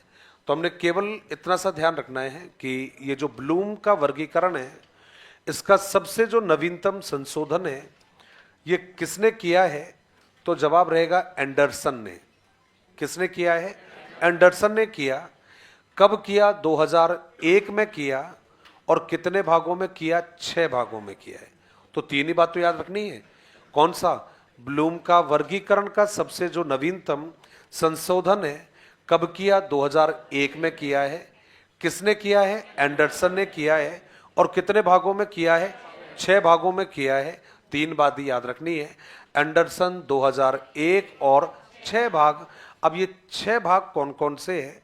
तो इनको हम क्या करेंगे? एक लिंक में, एक सीरीज में हम इनको याद करेंगे। छोटी सी बात है और वो क्या रहेगा कि हम वर्गीकरण पढ़ रहे हैं ज्ञान वाले का, और यदि कोई हमें ज्ञान देगा तो हमें क्या करना चाहिए? उस ज्ञान को स्मरण करना चाहिए, याद करना चाहिए। तो सबसे पहले क्या रहेगा? स्मरण करना। अब जब हम ज्ञान को स्मरण करते हैं तो भाई उसके बाद में हमें उसको समझने का प्रयास करना चाहिए। तो पहला रहेगा स्मरण करना, दूसरा रहेगा समझना, अब जब आपकी समझ में आ गई है तो मेरा ये मानना है उसको लागू कर लेना चाहिए। तो पहला हो गया है स्मरण, दूसरा हो गया है समझना, थर्ड हो गया है लागू करना। अब देखो भाई, लागू करने के बाद में आता है विश्लेषण, और विश्लेषण के बाद में आएगा मूल्यांकन, मूल्यांकन, और मूल्यांकन के बाद में आएगा वर्णन करना, वर्णन करना। तो पहला कौन सा था? स्मरण करना, दूसरा समझना, थर्ड लागू करना, फोर्थ विश्लेषण, फिफ्थ और लास्ट वर्णन करना। कितने हो गए हैं? 6 हो गए हैं। वर्गीकरण किसने किया है? B.S. ब्लूम के वर्गीकरण को आधार बनाकर, B.S. ब्लूम के वर्गीकरण को संशोधित किया है 2001 में एंडरसन ने, जिसे सबसे नवीनतम माना जाता है। कितने भागों में? 6 भागों में। पहला है स्मरण करना, दूसरा समझना, थर्ड करना लागू करना, फोर्थ विश्लेषण, फिफ्थ और लास्ट। Very good. तो जल्दी से लिखिएगा और इसमें लिखेंगे एंडरसन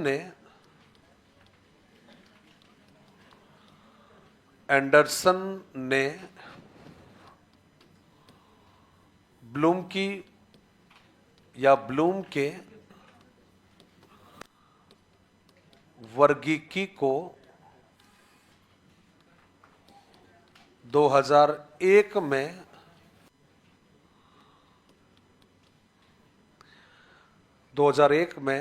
निम्न 6 भागों में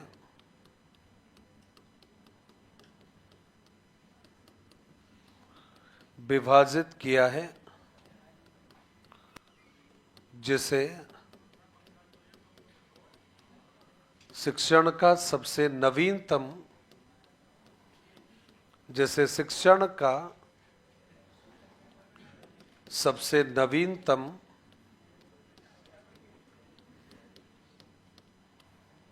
संशोधन माना जाता है।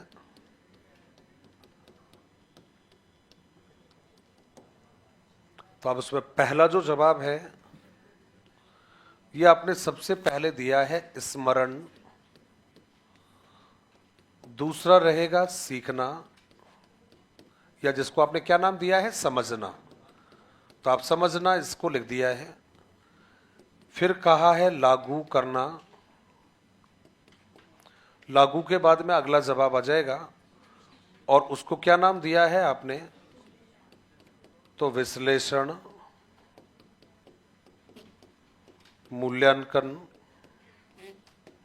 और फिर लास्ट में आ जाएगा वर्णन।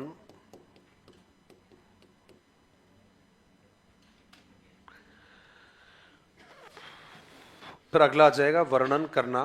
तो ये जो नाम थे आपने ये बताए हैं भाई, आपके ब्लूम के द्वारा जो वर्गीकरण किया है उसका संशोधन करके रखा है आपका एंडरसन ने। 6 भागों में किया है, 2001 में किया है, और 6 भाग जो थे उसमें स्मरण करना, समझना, लागू करना, विश्लेषण, मूल्यांकन और वर्णन करना। ये मुझे लगता है शायद आपने लिख लिया है। ये याद रहेंगे या याद नहीं रहेंगे? अभी ज्यादा नहीं हुए, 16 नाम हुए, 6 और 6 12 और 4 16, लेकिन पिक्चर अभी बाकी है। क्यों? क्योंकि लास्ट वाले जो 2 है वो सबसे इंपॉर्टेंट है, और वही थोड़े से मुश्किल भी होते हैं। ये तो आसान है। ये तो अब एक बार क्या करेंगे, हम 16 नामों को एग्जैक्टली क्रम में बोलेंगे कि भाई हमें याद है या नहीं है। तो उसके लिए मैं क्या करूंगा, इसको चेंज करूंगा अभी।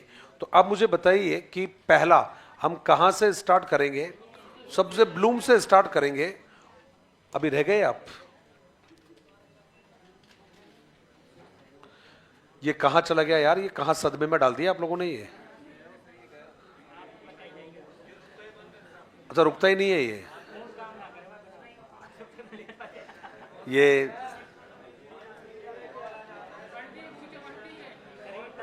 अब ये मेरा दोस्त गाड़ी काट रहा होगा, उसको बैठा बैठा, वो वाला नहीं, ये बोला पता नहीं कमीना कहां से आ गया। है ना, बढ़िया फीलिंग आ रही थी इसको बैठकर, है ना, लेकिन आते ही बेचारे का नेटवर्क कट गया इसका, तो है ना। भूलना मत इसको कभी भी, और ये अकेला मिल जाए तो छोड़ना मत इसको कभी। इसको बेटे को हेलीकॉप्टर बना देना बिल्कुल इसको।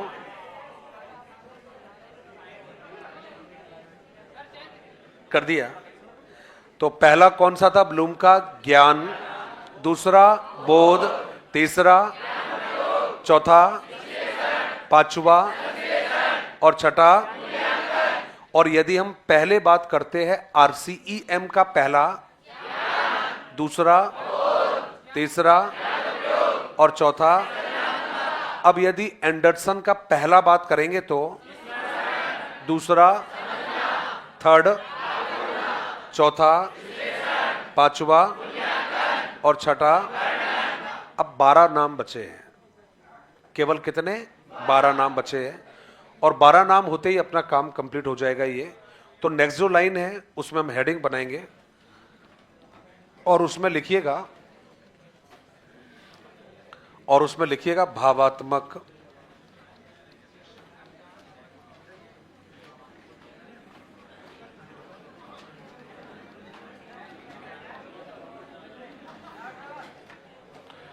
पहला हो गया है ज्ञानात्मक, दूसरा हो जाएगा भावात्मक। अब ये जो भावात्मक है इसको हमने क्या किया है? 2 छोटे छोटे भागों में बांटा है। 2 छोटे छोटे भाग हमारे कौन कौन से रहेंगे? तो सबसे पहले तो ये जानना जरूरी है कि हम भाव कहते किसे। तो जब पूछेगा भाव किसे कहते हैं, इतना सा जवाब दे देना। भाव का मतलब होता है बच्चों के चरित्र के गुणों का विकास करना। शॉर्ट में बात करोगे, बच्चों के चरित्र के गुणों का विकास करना। और थोड़ा सा यदि आप बात करोगे तो बच्चों के चरित्र के निर्माण की जो प्रक्रिया होती है उसी को क्या कहते हैं? भावात्मक कहते हैं। सबसे आसान है कि भाई ये एक ऐसा शिक्षण है जो बच्चों के चारित्रिक गुणों के विकास का काम करता है। इस उद्देश्य का वर्गीकरण 2 व्यक्तियों ने किया है। एक का नाम है करथवाल और दूसरे का नाम है मसीहा। तो पूछेगा किसने किया है? करथवाल और मसीहा ने किया है। और पूछेगा कि कब किया गया? तो 1964 में। और कितने भागों में किया है? 6 भागों में। तो बातें तो क्लियर हो गई है। कौन कौन सी क्लियर हुई? कि साहब इसका उद्देश्य होता है बच्चों के चरित्र का निर्माण करना। पूछोगे वर्गीकरण किसने किया? करथवाल और मसीहा ने किया है। और कितने भागों में किया है? 6 भागों में किया है। अब अपने को क्या करना है? केवल वो जो 6 नाम है केवल उनके नाम याद करने। याद हो जाएंगे सीक्वेंस में, कोई बड़ी बात नहीं है। अब आप मुझे बताइए, छोटी सी बात है, कोई भी व्यक्ति कहीं पर भी हमें ज्ञान देता है तो हमें क्या करना चाहिए? ज्ञान को ग्रहण कर लेना चाहिए। ज्ञान यदि उपयोगी है तो याद रख लो, और उपयोगी नहीं है तो फिर याद मत रखिए। और देखो, मेरा ये मानना है सीखना कहीं से भी मिले सीख लेना चाहिए, क्योंकि हर चीज को हम सीखे ये जरूरी नहीं है। कई बार हम दूसरों से भी सीखते हैं। और कुछ बात रही होगी, बड़ा बुरा मत मानिए, राम जी अपने भाई को रावण के पास तो नहीं भेजते। उन्होंने उस ये उदाहरण सेट कर दिया राम जी ने कि भैया सीखना कहीं से भी हो, ज्ञान किसी से भी मिले उसको ले लेना चाहिए। और लक्ष्मण को राम जानते थे कि रावण क्या सिखाएगा। वो उनको परिवार का ज्ञान देगा, वो उनको गृहस्थी का जीवन देगा, वो उनको एकता और संगठन की बात देगा। ये राम जी जानते थे पहले से। लेकिन राम जी ने क्यों भेजा था लक्ष्मण को उनके पास में? ताकि लक्ष्मण आगे चलकर भविष्य में किसी भी प्रकार की अति महत्वाकांक्षा का शिकार ना हो जाए। वो कहीं अपने आप को ये नहीं समझ ले कि मैंने इंद्रजीत को मारा, मैंने मेघनाथ को मारा, मैंने इसको मारा, मैंने उसको मारा। तो कहीं ऐसा ना हो जाए, ओवर कॉन्फिडेंस में आ जाए। क्योंकि 12-13 वर्षों के बाद दोबारा से हमें परिवार में इकट्ठा होना है। कहीं ऐसा ना हो जाए कि लक्ष्मण बाकी भाइयों की तुलना में अपने आप को बेस्ट समझ जाए, बाकी सबको कम समझे। इसलिए राम जी ने भेजा था लक्ष्मण को किसके पास? रावण के पास। वरना यार रावण के पास राम जी से ज्यादा ज्ञान थोड़ी था भाई। रावण को वहां जाकर ही सीखेगा ये कोई जरूरी नहीं था, इसलिए उन्होंने सिद्ध कर दिया कि भैया सीखना कहीं से भी मिले, सीख लो।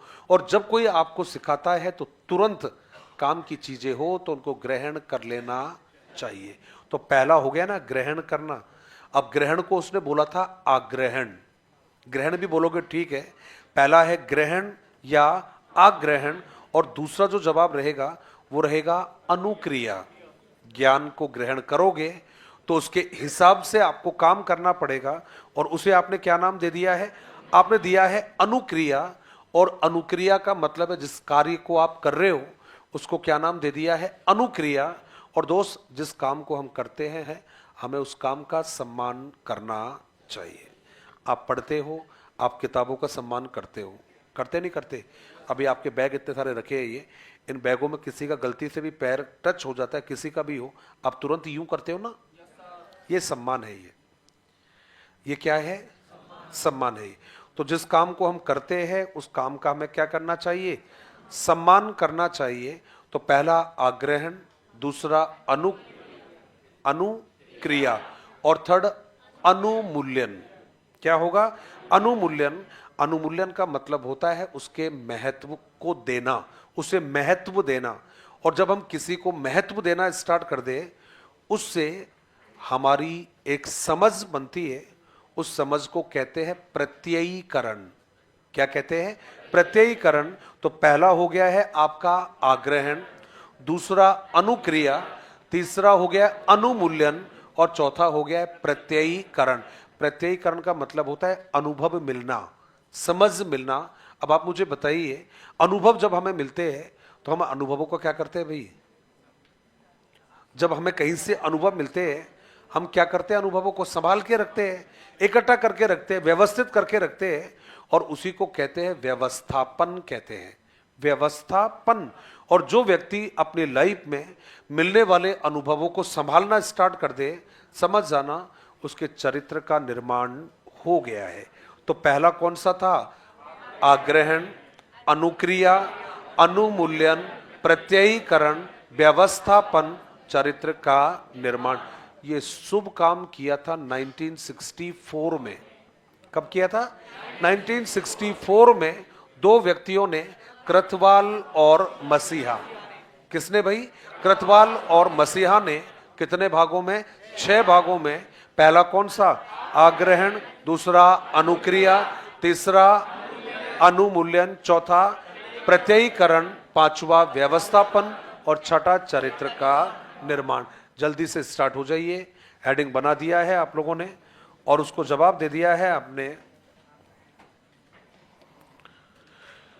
इसमें लिखा है साहब, यह शिक्षण बालकों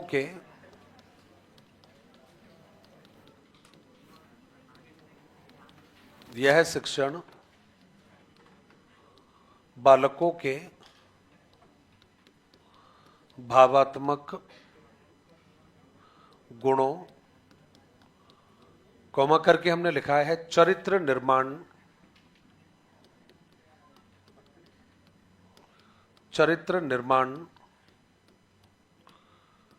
का कार्य करता है।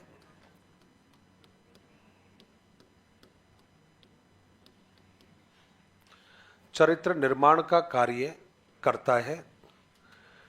इस उद्देश्य का वर्गीकरण,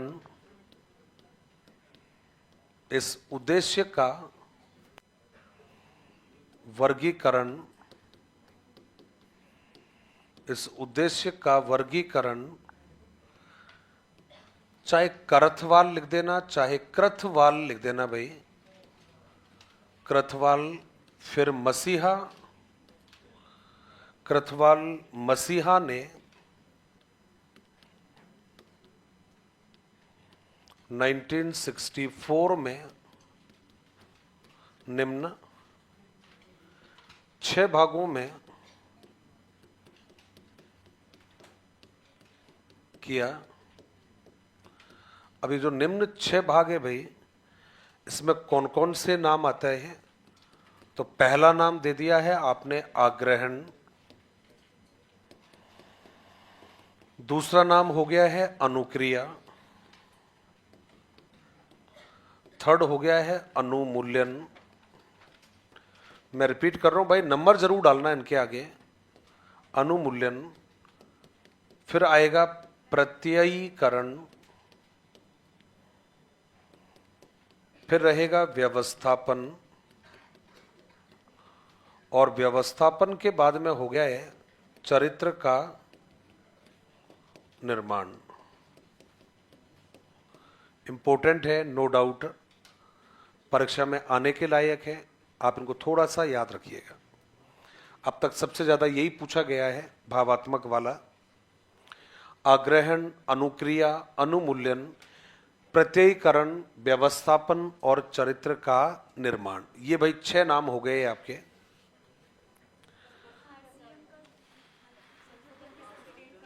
(1963)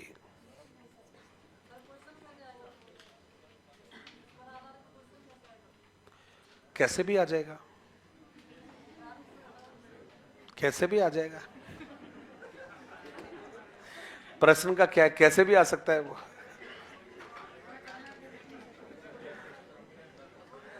और आपके हालचाल कैसे हैं आप लोगों के? और भाई पीछे वालों हालचाल कैसे है? मतलब बिल्कुल भरे बैठे हैं पीछे वाले, है ना? बस थोड़ा सा मौका मिल जाए एक बार। अब काफी देर से मतलब इसी प्रयास में बैठे, ना कोई आ रहा है ना कोई जा रहा है।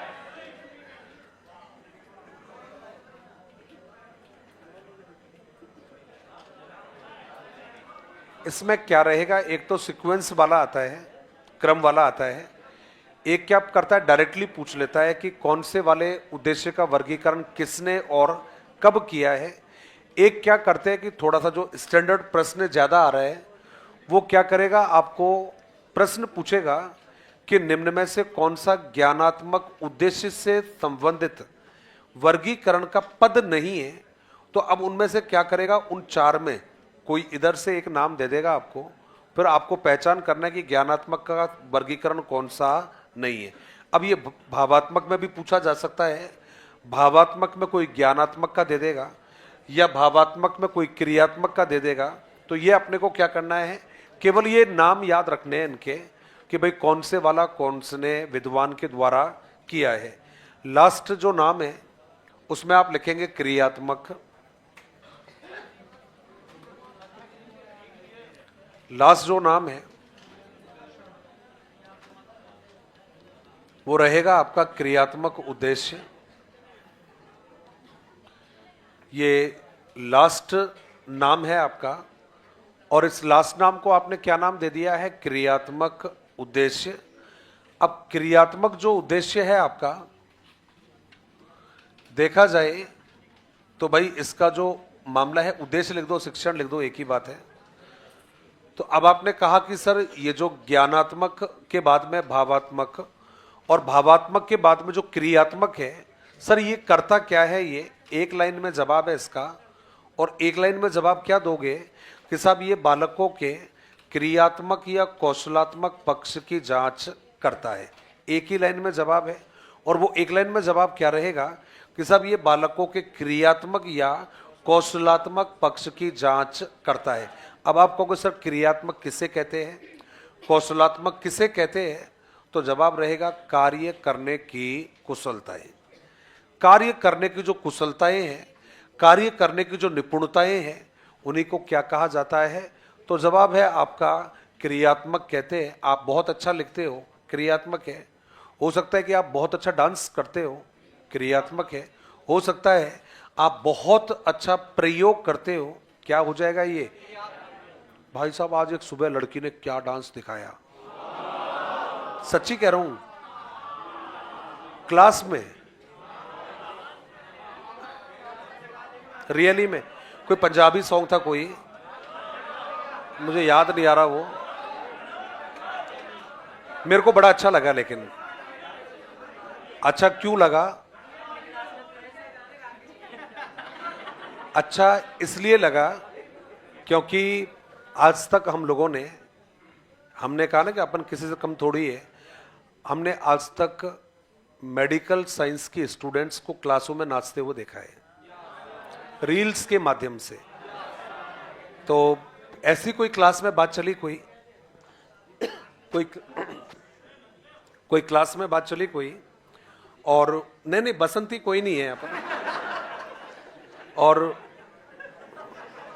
अब जो बसंतियां है, मॉडर्न बसंतियां आ गई है, वो गब्बर और ठाकुरों के सामने डांस कर सकती है वो, क्योंकि अब पहले जैसे ना तो गब्बर रहे और ना पहले जैसे ठाकुर रहे।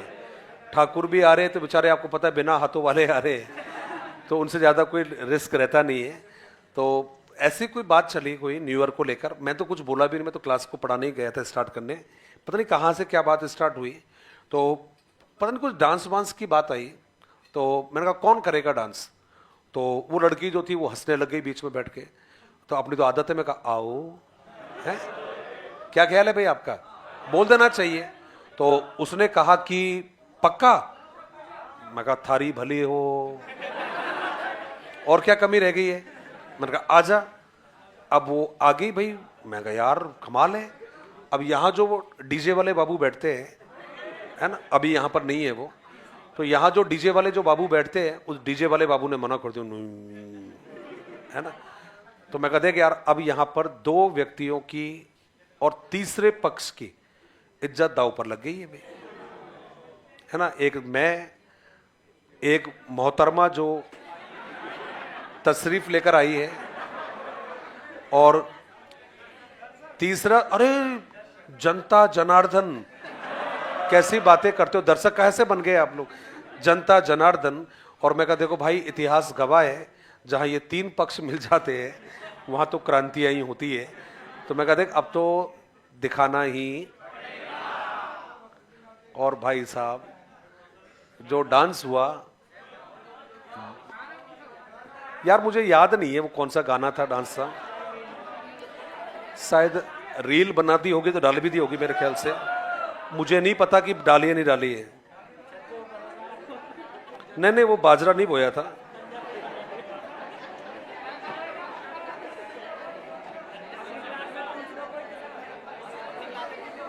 शायद अभी डाला नहीं है यार, ये आ जाएगा आ जाएगा। क्या हो गया, अभी आया नहीं है, आएगा तो मैं डालूंगा फिर मैं, कोई बात नहीं, मोनू को भी बुला लेंगे। चलिए, तो क्रियात्मक जो शिक्षण है उसका उद्देश्य होता है बालकों के कौशलात्मक पक्ष की जांच करना। इस उद्देश्य का वर्गीकरण किसने किया, एक विद्वान ने किया है जिसका नाम था सिम्पसन। क्या नाम था, सिम्पसन। और कब किया, 1969 में, और कितने भागों में किया, 6 भागों में। अब कितनी आसान सी बात है ये, पहले का 1956, दूसरे का 64 और थर्ड का 69। पहले का ब्लूम, दूसरे का करथवाल और मसीहा, तीसरे का सिम्पसन। पहले में 6, दूसरे में 6, थर्ड में 6।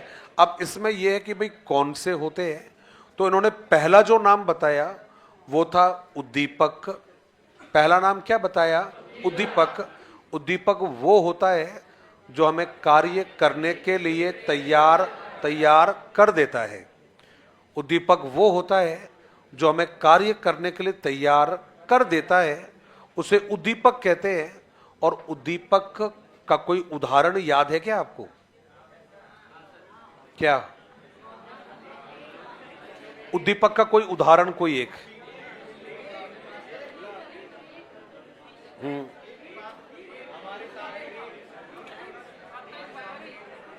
हाँ,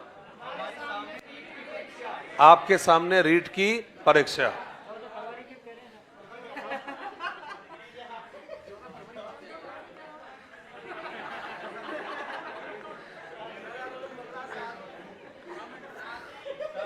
मैं मतलब क्या कहूं बताइए, अब हमारे सामने रीट की परीक्षा, अरे थारे सामने रीट की परीक्षा ही है।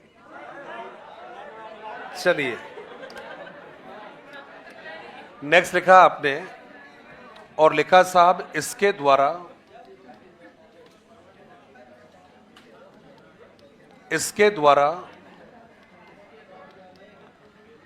बालकों के क्रियात्मक लिखा है आपने, इसके द्वारा बालकों के क्रियात्मक, कॉमा करके हमने लिखा है कार्य कुशलताओं, और जो जवाब है उसको हमने लिखा है निपुणताओं,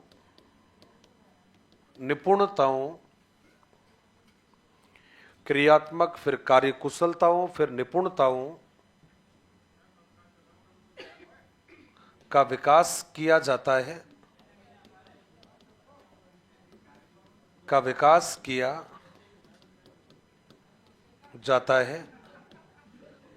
इसका वर्गीकरण सिम्पसन के द्वारा,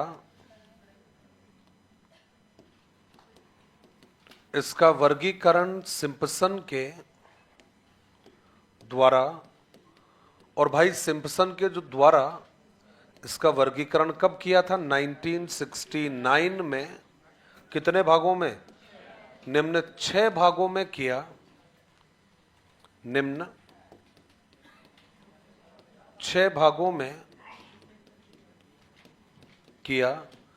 अब इन 6 भागों के जो नाम हैं ये हमें एक एक करके सीक्वेंस में याद करने हैं। पहले जवाब दिया है उद्दीपक, ये पहला नाम हो गया है उद्दीपक। उद्दीपक के बाद में दूसरा नाम आया है और उसको नाम दिया है कार्य करना। मैं फिर रिपीट कर रहा हूं, इनका सीक्वेंस जरूर बिल्कुल आप क्लियरली लिखना। पहला हो गया है आपका उद्दीपक, दूसरा हो गया है कार्य करना। कार्य करना तब तक कारगर साबित नहीं होगा जब तक कार्यों के ऊपर नियंत्रण नहीं होगा। तो आपने नेक्स्ट लिखा है नियंत्रण करना। अब जो व्यक्ति कार्य कर रहा है और जिस व्यक्ति का अपने कार्यों के ऊपर नियंत्रण है, यकीन मानना वो व्यक्ति सफल हो सकता है, बशर्ते वो व्यक्ति लाइफ में समायोजन सीख जाए तो। लेकिन बहुत सारे लोग ऐसे होते हैं जो अपने लाइफ में समायोजन नहीं कर पाते हैं, नहीं सीख पाते हैं। तो नेक्स्ट हो गया है आपका समायोजन। और जो व्यक्ति अपनी जिंदगी में समायोजन सीख जाता है किसी भी कंडीशन में, वो व्यक्ति अपनी लाइफ में स्वाभाविक रूप से काम करना स्टार्ट कर देता है। तो अगला जवाब हो गया है स्वाभाविकरण। ये अगला जवाब है आपका, जिसको हमने नाम दिया है स्वाभाविकरण। और जो व्यक्ति अपनी लाइफ में अपने कार्यों को स्वाभाविक रूप से करना स्टार्ट कर दे, बिना किसी दबाव के करना स्टार्ट कर दे, उस व्यक्ति को लग जाती है आदत उस कार्य को करने की। तो अगला क्या हो जाएगा? आदतों का निर्माण हो गया है, या आदत निर्माण भी कहोगे तो चल जाएगा, आदतों का निर्माण कहोगे तो भी चल जाएगा। तो ये 6 नाम हो गए, और ये 6 जो नाम हैं ये किसने बताए हैं? सिम्पसन ने बताए, 1969 में बताए हैं। और कितने प्रकार थे? 6। अब आप नेक्स्ट लाइन में हेडिंग बनाएंगे और उसमें लिखेंगे स्तर के आधार पर शिक्षण। किसके आधार पर? स्तर, लेवल। क्या रहेगा? लेवल। लेवल का मतलब हो गया है स्तर के आधार पर शिक्षण के प्रकार। इसका मतलब है पहला हो गया है आपका, जिसमें लिखा है आपने उद्देश्य के आधार पर, और दूसरा किसके आधार पर हो जाएगा? तो जवाब है स्तर के आधार पर। पता नहीं क्यों, लेकिन ये जगह आपके लिए बहुत इंपॉर्टेंट है, स्तर वाली। क्यों भाई? क्योंकि ये जो उद्देश्य वाली है, ये तो क्या है कि सब लोग पढ़ते हैं इसको, सबको पता भी चल गया है, हाँ हमारे लिए इंपॉर्टेंट है ये। लेकिन जो स्तर वाला है थोड़ा महत्वपूर्ण है। कम प्रश्न आ रहे हैं, कम आ रहे हैं, तो अब हमें ज्यादा जो जोर देना है वो स्तर वाले पर देना है। तो नेक्स्ट लाइन में आपने हेडिंग बना दिया और उसमें लिखा है स्तर के आधार पर शिक्षण, है ना? स्तर लिख दीजिएगा, स्तर के आधार पर शिक्षण। पूरा लाइन लिखना चाहो तो स्तर के आधार पर शिक्षण के प्रकार, बाकी शॉर्ट में लिख दीजिएगा स्तर के आधार पर शिक्षण। अब देखने वाली बात यह रहेगी कि साहब हम स्तर के आधार पर जो शिक्षण है, क्या उसका विभाजन किसी व्यक्ति ने किया है या अपने आप हो गया? तो कहते हैं बिल्कुल एक व्यक्ति का नाम है, और उस व्यक्ति का नाम है पॉल बिगी या पॉल बिग्गी। पॉल बिगी या पॉल बिग्गी, व्यक्ति तो एक ही है, पॉल बिगी कह दो या पॉल बिग्गी कह दो, एक ही व्यक्ति है। पॉल बिगी या पॉल बिग्गी, एक ही बात है। तो आपसे पूछेगा कि स्तर के आधार पर शिक्षण का वर्गीकरण या नामकरण कौन से विद्वान ने किया, तो जवाब क्या रहेगा? पॉल बिगी ने किया है। और कितने भागों में किया है? 3 भागों में। पहला स्मृति स्तर, बोध स्तर, चिंतन स्तर। कौन सा? स्मृति, बोध और चिंतन। ये पहले पढ़े हुए क्या आपने? क्यों पढ़वा रहे हो यार फिर?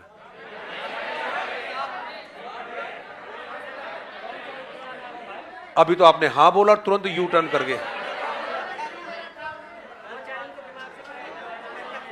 पढ़ रखा हो तो चेंज कर देते टाइम अपना। बहुत चालाक हो, बहुत चालाक हो, बहुत चालाक हो। नेक्स्ट लाइन में लिखिएगा और उस पर लिखेंगे स्तर के आधार पर स्तर के आधार पर शिक्षण का वर्गीकरण,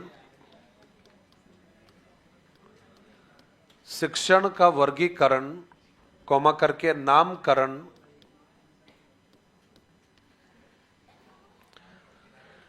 स्तर के आधार पर शिक्षण का वर्गीकरण कॉमा नामकरण पॉल बिगी। अब देखो भाई, ऐसे भी लिख सकते हो बिगी, और डायरेक्ट भी लिख सकते हो, केवल विगी भी लिख सकते हो, एक ही बात है। पॉल बिगी लिख देना, चाहे पॉल बिगी लिख देना, के द्वारा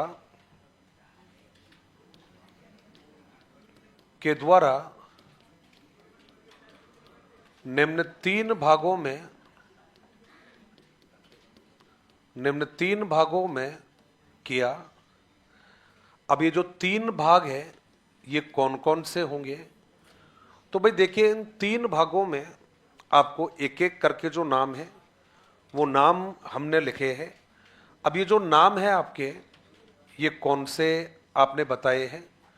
तो देखो भाई, पहला जो नाम है वो आप लिखेंगे और ये रहेगा स्मृति स्तर।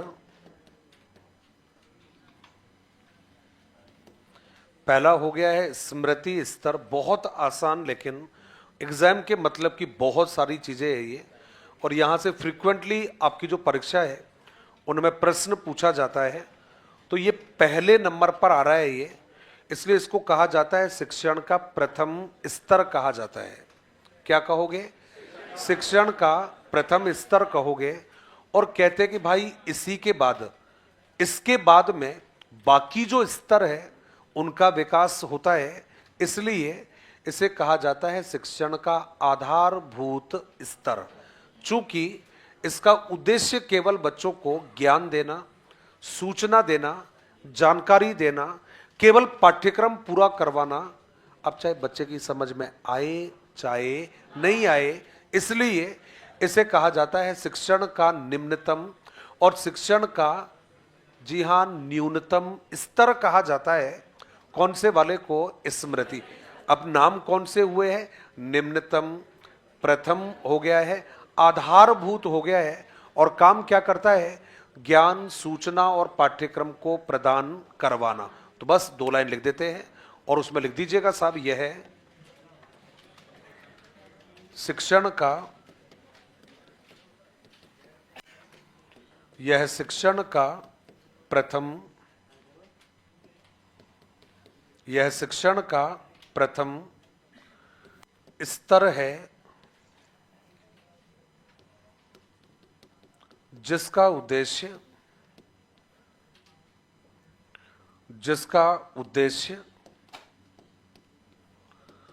बालकों को ज्ञान, सूचना प्रदान करना एवं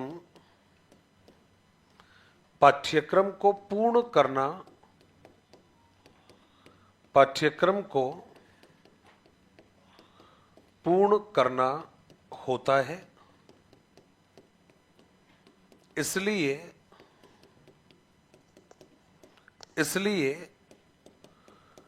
शिक्षण का निम्नतम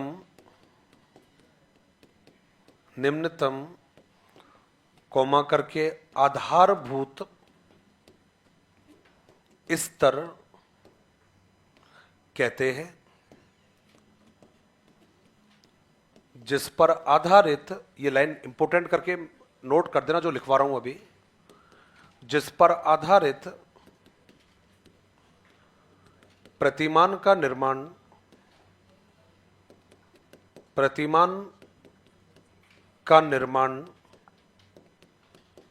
हार्वर्ड के द्वारा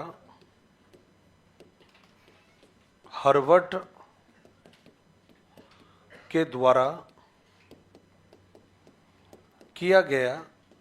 तो इसको इंपोर्टेंट जरूर कर देना एक बार कि ये इंपोर्टेंट है, इसमें कोई डाउट नहीं है। तो जिस पर आधारित प्रतिमान का निर्माण किसके द्वारा किया है?